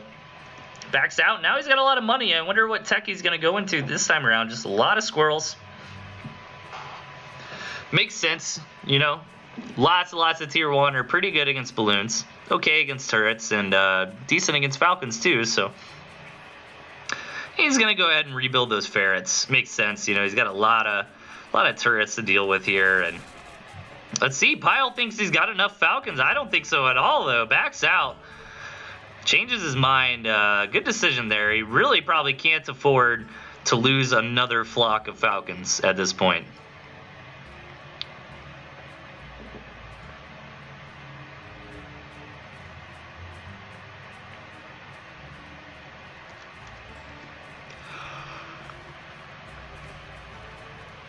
All right, let's see it. Gentleman wanting to move in now. Pyle sold off those turrets in response to seeing the ferrets of the gentleman who sold off the ferrets to build some moles to reinforce this push. Man, fantastic play here. And this might finally be a little too much for Pyle. Man, what a great replay. Like, gentleman really tech switching like all game long. Just trying to get bits and pieces of advantage for against his opponent here. And Pyle just doesn't have enough anymore, man. And looks like gentleman's going to be able to come in here and try to finish this off once and for all. Let's see it. Only a few Falcons here left to defend, but Falcons by themselves are terrible against tier 1. And gentleman is now starving too. But that's not the biggest deal in the world for gentleman. He can always go back, sell some more, and build a campfire or whatever. Looks like he's going to do that now, which I actually don't mind. I mean, he's really got Pyle in a terrible situation, so you can definitely afford to do this kind of thing. He's already kind of done the damage. Yeah, he's got that starvation farm he saved earlier. Makes sense. Go ahead and take that up. And Pyle might have got baited a little bit by gentleman's retreat, thinking like, oh, gentleman doesn't have anything anymore. Let me move up with these Falcons. And now they're going to get poked upon on the retreat. And Pyle is going to tap out right before he hits starvation, giving the win to the gentleman.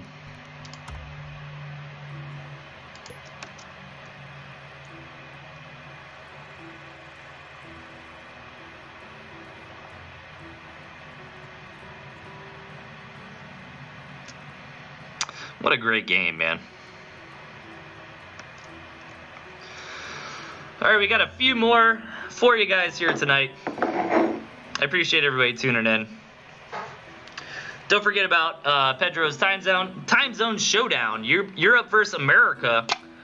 Coming up in April. I've got the information below the stream to the Google Doc link, man. Don't be shy. Hit up Pedro. Sign up for that tournament. It's not like a regular format tournament. So it's not using challenge or anything like that. It's kind of like, you know, there's teams of 6, and then you pick 3 nerds to go up against their opponent. And then it's like, you know, you kind of play till you lose and best of 1, and then last man standing for their team wins the game, or wins the round, you know. Really neat, man. I love seeing that with tournaments in this scene, man. People are really innovative and find ways to do tournaments that aren't just like straight, you know, 1v1 tournaments, right? I think it's really cool. So, all right, guys, let's hop into the next match here. Is it like a crew battle and melee? I think so. I could be wrong, man. I mean, I've played the crap out of melee, don't get me wrong, but I never got really into the competitive scene. It was just kind of like drinking with my buddies, you know, playing Smash Bros. But all the details of the tournament are in the Google Doc link in the Tooth and Tail events section underneath my profile. So definitely check that out, man. And hit up Pedro, get in that tournament. And don't be shy, man. Tournaments are a ton of fun to participate in or to watch. And me and Strawberry is the plan to cast it, which is really exciting. I'm not so sure if Strawberry will have the availability or not. He's in the military, so it's kind of hard, predict those kinds of things in the future. If not, though, I will make sure I don't solo cast it. I'll hit up somebody in the scene like AV Ultima or Sky Raider, Sakuya. The list goes on and on. Mishi. There's a lot of great streamers or casters out there in the scene. Classic Metal is just casting. That would be cool, man. Actually, now that I'm thinking about it, obviously I'm USA, right? So if we could get a European caster, come on, wouldn't that be cool? Like me and a European caster for the tournament. I think that would be dope.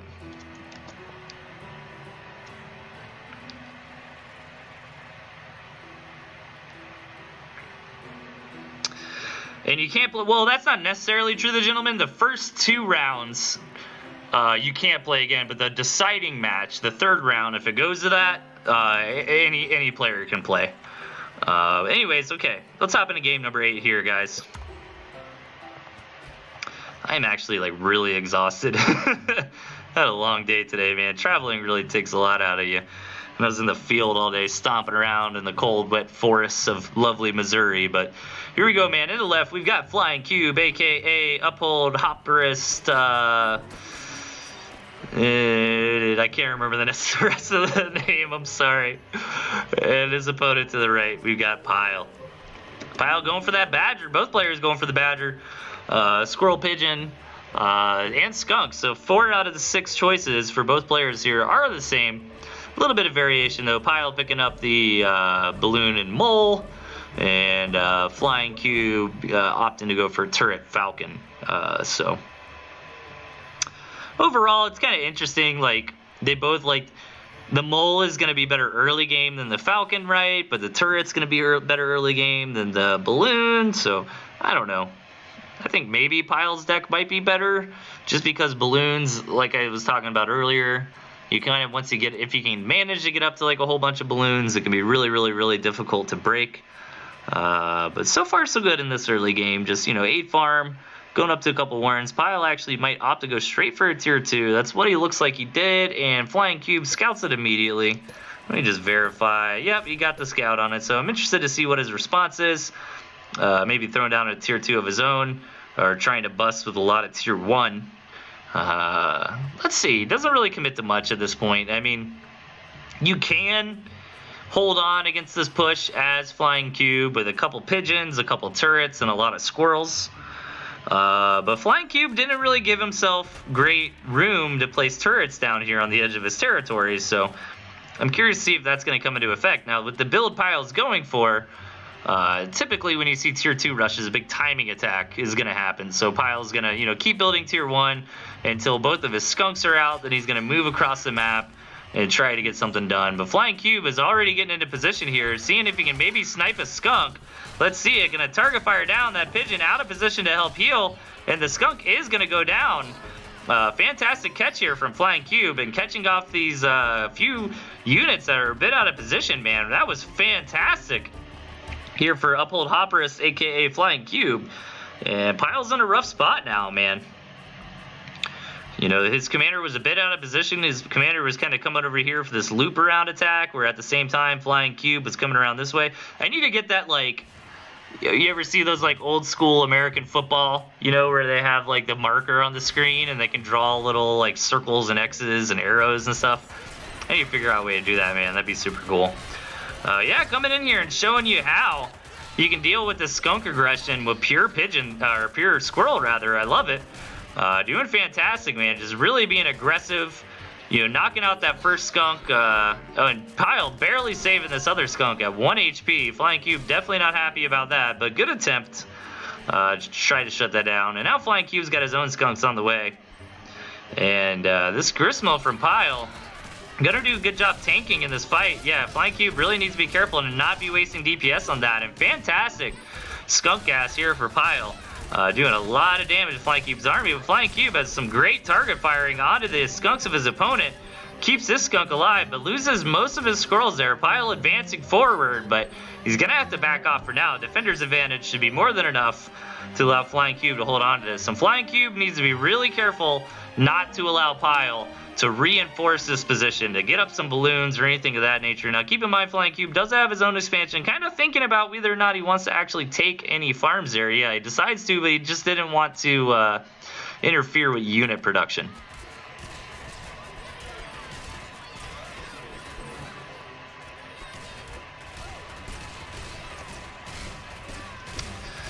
All right, so let's see a big engagement coming down. But Flying Cube, man, off the back of some great engagements earlier, just has too much and is going to take a game off Pyle. Very impressive here. I really don't see Pyle doing a whole lot more from this position. Yeah, and he taps out. Very well played by Flying Cube, a.k.a. Uphold Hopperus Hoxa Pasadism.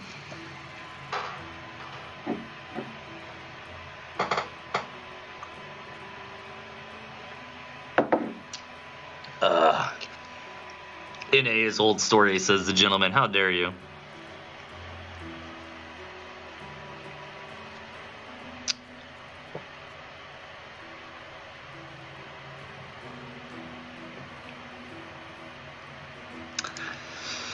Valerius, you live in Europe? I thought you said I was, like, next to you, dude. You got me all hyped up. They were gonna meet up for some coffee or something, man.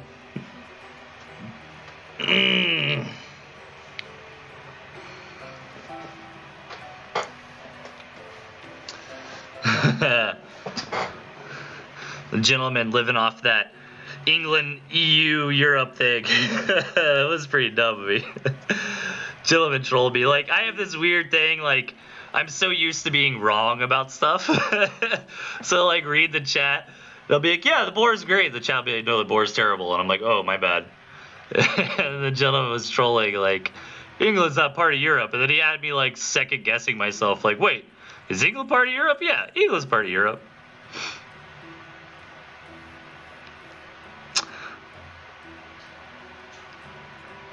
NA team slacking though, me and Swifty, I think, if who else is in there.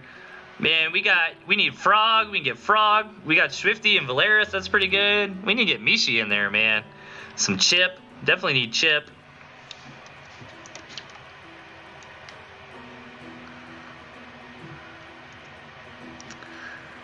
And, alright, anyways, guys, another match here from Uphold Hopperus Hoxa Pasadism versus old Valerius here in the chat. All right, spawning on the right, running the wolf. We've got Valerius.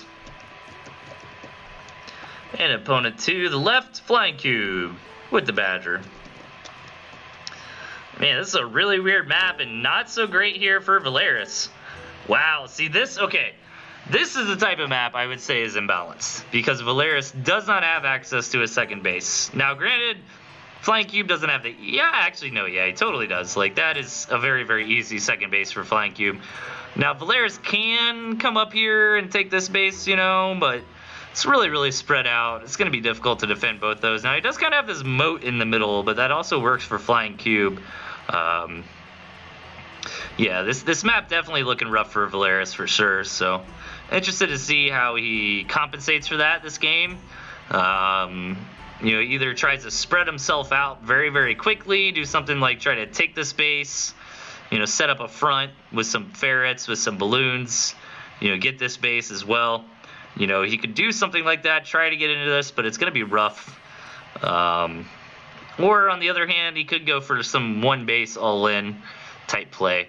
And Flying Cube already grabbing this campfire. Nice little moles here from Valerius. Going to knock that campfire out. And yeah, Flying Cube realizes this, sells it off. Great play there from Valerius. But that does put Valerius a little bit behind in production. He's floating a ton of money. You know, since he was waiting, he decides just to go straight for some ferrets, which I like a lot. You know, he's going to have to be very aggressive this game and try to claim territory. And ferrets are pretty good at, like, holding territory once you've claimed it, you know, and kind of pushing forward on your opponent. I'd love to see Valerius take this campfire. But if I'm Valerius here, man, you either try to, like, push out on the map. You either do a one base all in, right? Or you try to push out on the map, acquire these 2 bases, or acquire these 2 bases. And that'll at least give them a chance in this game. But that's a lot easier said than done, so.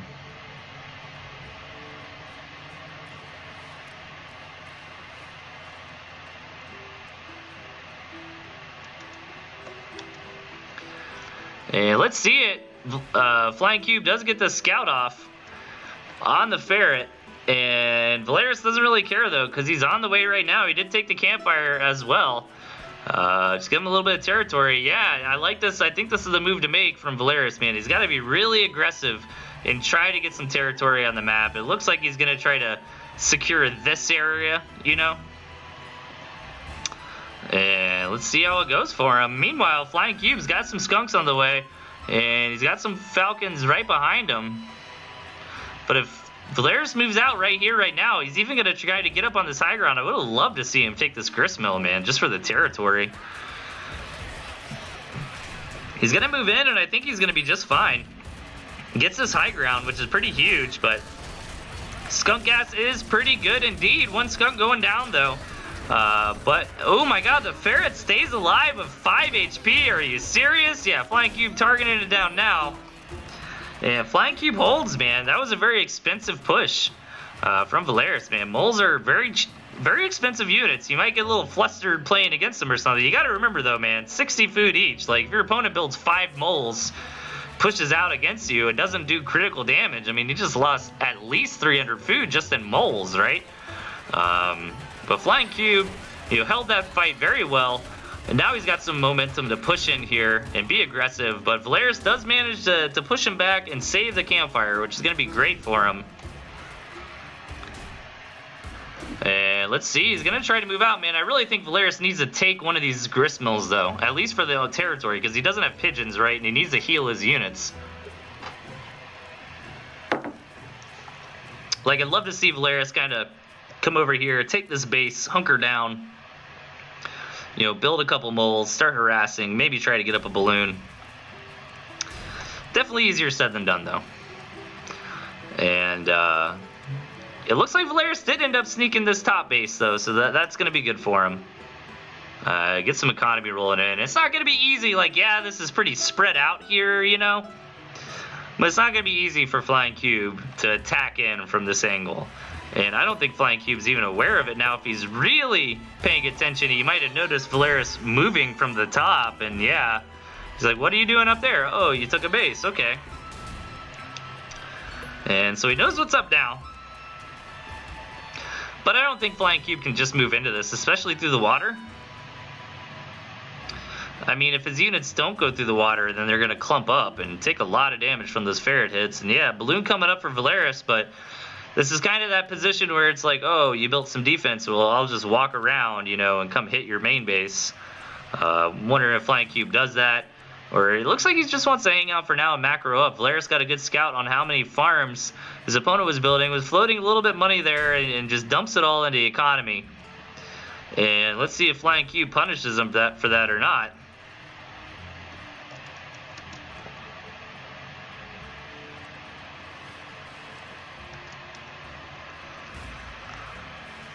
Moving in now. Let's see, though. These pop shots from these ferrets not doing much. Actually, that was 3 volleys of ferret shots that got no damage done for him. That's really unfortunate here for Valeris. And Flying Cube going to move in and absolutely dominate Valeris with this Skunk Falcon army. It just wrecked him, man. And I don't think there's really much that Valeris can do at this point. And the expansion's going to go down for Valeris. Looks like Valeris is going to muster up what he can, man. Couple squirrels, couple moles. Try to see if he can do anything about this. But the army for Flying Cube here is just too much.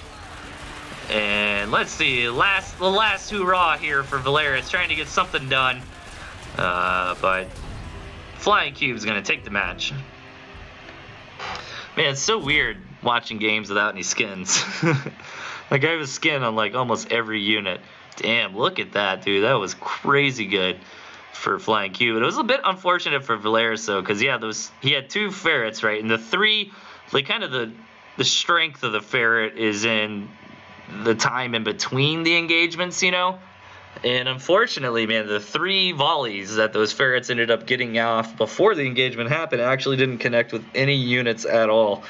That could have been 6 less ferrets, or 6 less ferrets, well, 6 less squirrels for Flying Cube. You can tell I'm tired, guys. All right, man, we're gonna end this off strong with a 4-player free-for-all here. Are skunks the new meta, says the Rot? Yeah, I mean, skunks are pretty good, man. It's a pretty safe bet to take skunks in your deck. I would agree they're not really OP. There are answers for it. I mean, we saw Flying Cube do very well against Pyle's skunk opening, you know, with just Squirrel Pigeon. But overall, if you're like a new player, you're kind of looking for a deck to go for. Something like Squirrel Pigeon, Skunk Falcon, you know, like Badger Turret, you know. Something like that feels pretty strong to me right now. Ew, why do I have Bellified in my background? Oh, yeah, because I remember now when I installed Tooth and Tail on this computer a few minutes before the stream, I just like ran a quick custom game. And I chose old Bellified. Alright, guys. Let's hop into one more match here tonight. A free-for-all. What we got going on here? Oh, alright, this is going to be crazy. In the bottom, we got Lieutenant Dan Rod. I think he's normally in the chat, but he's got a different Twitch name. I can't remember it right off the top of my head, but I'm sure somebody else knows. And on the right, we've got Iosif of Virthros. Man, I totally butchered that. I know I did. In the top, we got Blue Cat. Big, long-time supporter of the show. Appreciate it, man. And in the left, we got Blitz Rider. All right, lots of variety here in the Tier 3. We see everybody making an appearance but the old Badger here, which is pretty interesting. A few players actually opting for a couple Tier 3. Keep in mind, this is a free-for-all. Actually, you know what? This spawn is pretty impressive as far as balance goes. Like, everybody's got their own corner of the map. Everybody's kind of got access to a second base. And from there, they really got to push in. Like, I would say Blitz Rider's probably got the best spawn, right? Because he's got 2 bases up here on the high ground. But look at this, man. Blue Cat being real ballsy, understanding, okay, if I can secure this middle area right here, right now, he's got a lot of defense in his deck. He's going to be in great shape. And, man, lots of the... Wow, look at this. Everybody's, like, really macroing up. I don't know what's going on in this game or something. Maybe they have an agreement. Maybe this is, like, a staged match or something. Yeah, the first tier 1 war going down. What is happening here? This has got to be... These guys got to be up to something. Yeah, they're taking every single economic thing on the map, like, immediately. I call shenanigans here. Rules were no attack until 10. Aha. We had a peace agreement. Okay. So they're playing no rush 10 minutes here. That's what's going on. Okay, I gotcha. That's pretty interesting, man. That could be another cool tournament idea. Like, not necessarily no rush 10. I think that's a little too far, but like no rush 5 or something. I don't think it would work out. I'm just kind of joking around a little bit, but God, I'm not super old. I'm like 30, but when I was playing Brood War as a kid, like that's what it was all about, man. Like no rush 20, like money maps and stuff, and that was a lot of fun. So a little reminiscent of that here. Everybody just macroing up super, super hard. They said they're not going to rush for 10 minutes. Well, fast forward a little bit. We're on the 3-minute mark here, guys. Who's going to violate the peace treaty here? Who's going to break it? And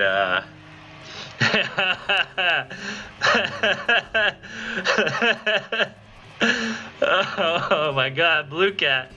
That's such a smart thing to do in like a no rush game. Like, yeah, no rush. I'm gonna expand out, take 4 bases, and just build so much barbed wire. Probably some defense behind it. Like, oh my God, that's hilarious. That's a smart strategy though, right? For like a no rush game situation. I don't think competitively no rush styles would ever work out, because then you just kind of get in this situation like what Blue Cat's doing, and it'd be like, well, we're gonna stare at each other's 10 balloons until one of us starves. You know, and Iosif over here kind of seeing what, oh, so many turrets. Oh my god, I love this game. What a great replay submission, dude. You guys make me super happy. So, okay, we got 3 base economy here for Blitz. We got a 4 base economy, 29 farms for Blue Cat, man. I don't think I've ever seen that many farms. Poor Lieutenant Dan Rod, though, getting a little bit screwed here. You know, everybody else is on the 3 base club. He's only got 2 bases. And trying to compensate a little bit with that Fox.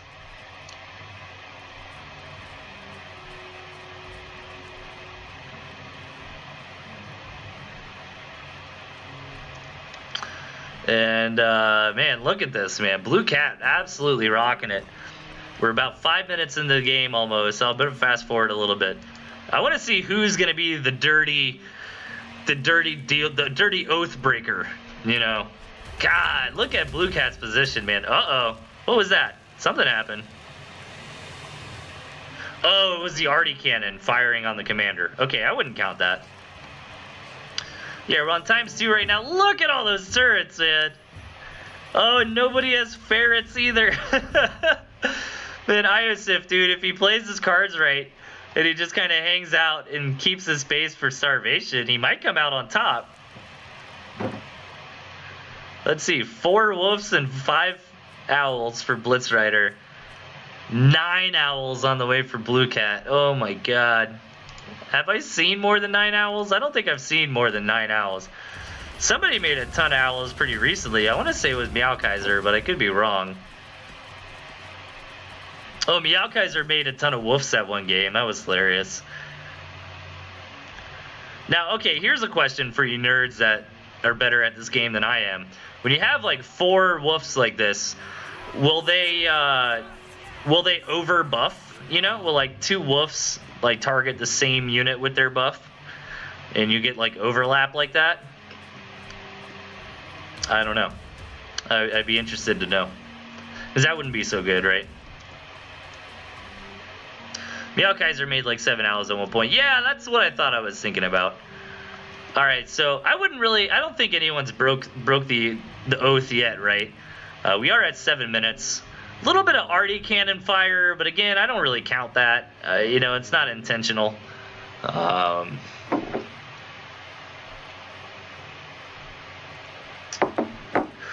So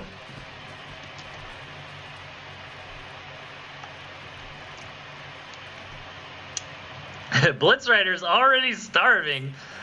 That's hilarious, because his wolves really increased his economic intake here. He's got that starvation farm, though, so. But I'm a little worried about him, man. And no rush 10, you know, he's going to start starving around 8:20, right? So he's only going to have a few minutes to really get some stuff done. God, what am I looking at here? Dude, this is what I love to see, man. Like, it's really cool. No, but Delthius feared they could waste a buff by targeting the same unit. Wolf buffs don't stack. No, they don't. Did anybody actually answer the question, though? Oh, no, they won't, says Frog. Okay. But yeah, anyways, like, I love to see stuff like this in Tooth and Tail. Like, it's cool seeing, like, meta, you know, top-level players. I love that kind of stuff, dude. Blitz Rider, the 1 second prevention of the starvation. And it looks like Lieutenant Dan Rod gonna be the dirty oathbreaker here and attacking in at the 8:20 mark. Not getting anything done, though. And 9 owls here from Blue Cat, trying to work their way around all this barbed wire.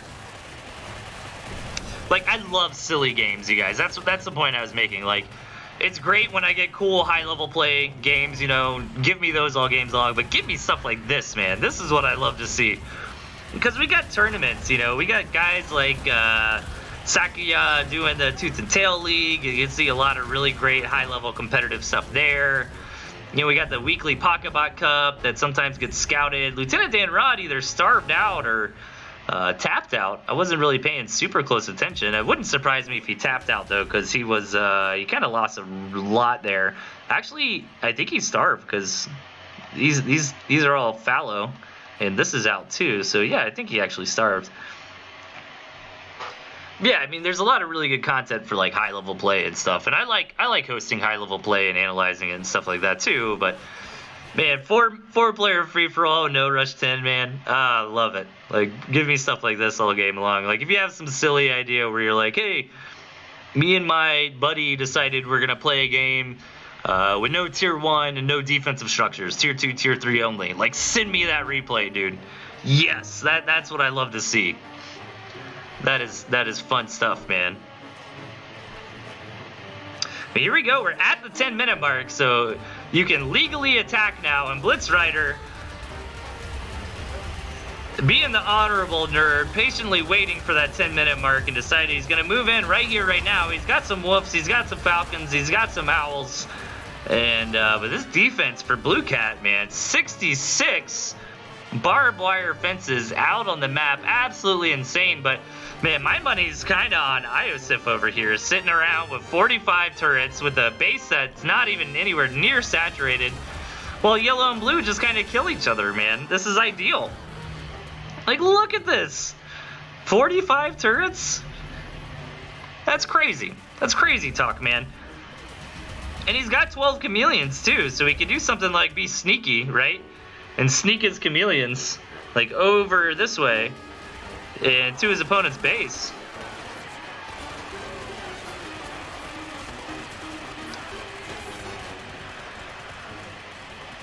And let's see if the mice are going to be enough to knock out this base. That would actually be very, very bad for Blitzrider here. Manages to keep it alive, though. Knock him back for now. 10 owls out for Blue Cat at the moment, and Iosif is just kind of chilling.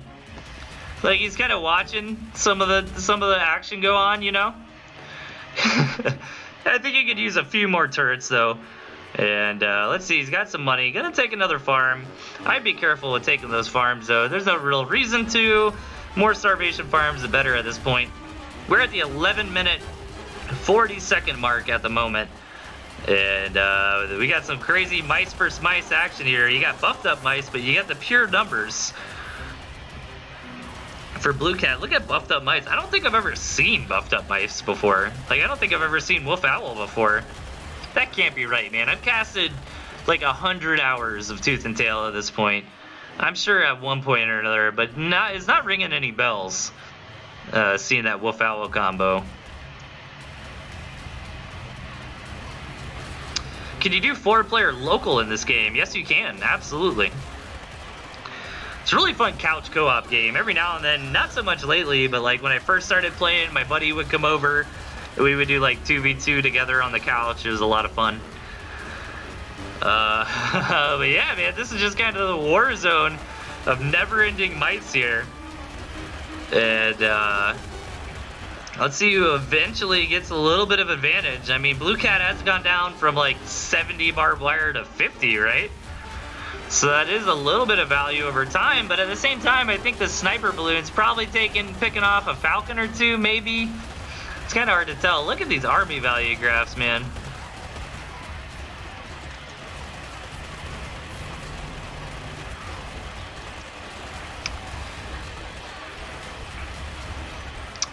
Yeah, split screen can definitely be rough.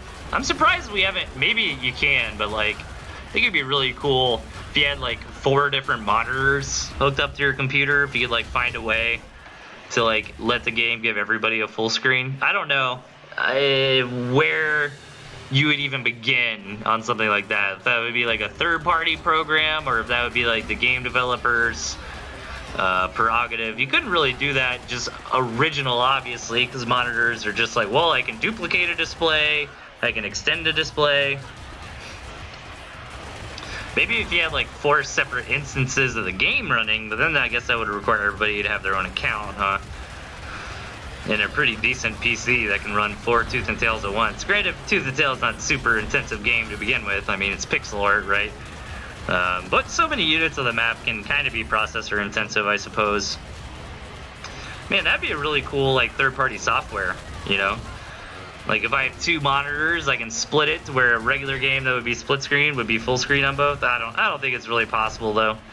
I think there's a lot. Like now I have limited knowledge of high-end PC stuff like that, and I'm already thinking of like a million programming issues. So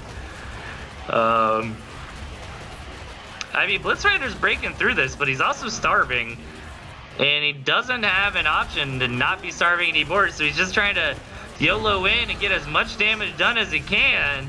But again, man, the real story here is Red. Like, Red is just gonna win this game, but look, oh my god. Gets sent to the kitchens just before he can knock out Blue Cat.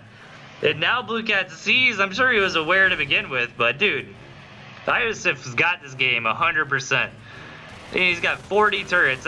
That's critical mass of turrets to really not take much damage at all from these mice coming in. And Blue Cat's starving. Yeah, he's got a Gristmill coming up though, so it'd be just fine. He's got exactly enough food to be able to afford a farm.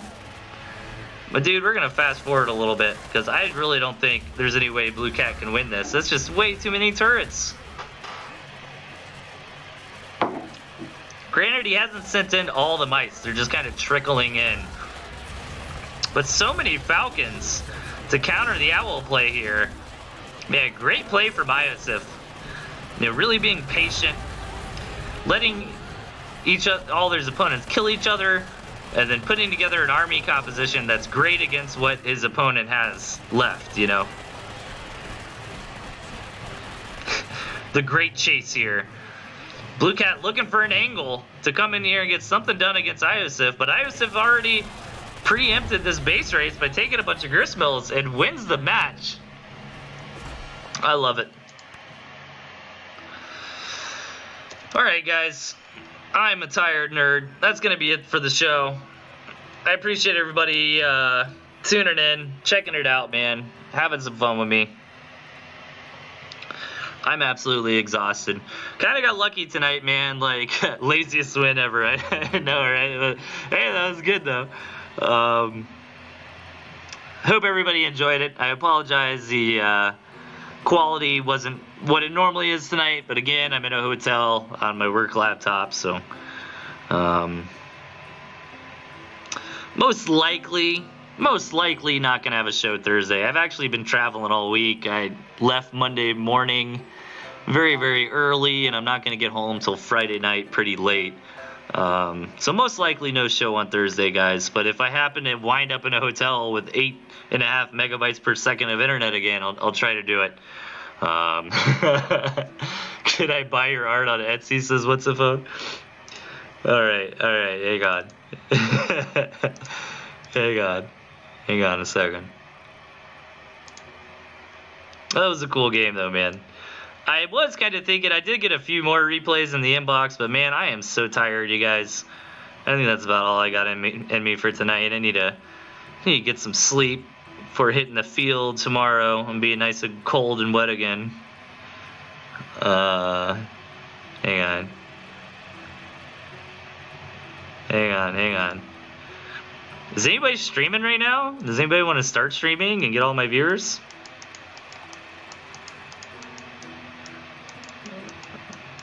Alright, hang on, guys.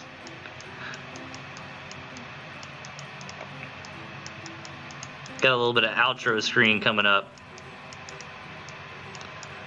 For you guys. Boom. Boom, boom.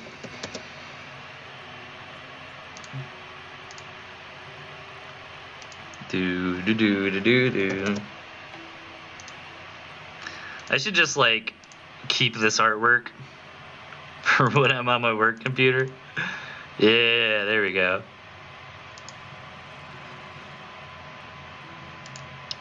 Alright, man. Thanks so much for hanging out with us, guys. I really appreciate it. See you next time.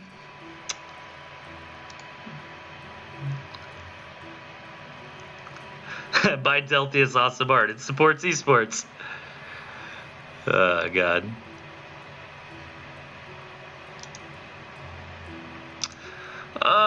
Let's go say hi to my wife, but I think she's She's probably ending her stream anyways here shortly, so let's go say hi to my wife, guys. Give her some love, and we'll probably end up seeing you guys next week or maybe over the weekend if I do a little bit of ranks. So see y'all later. Take care, everybody.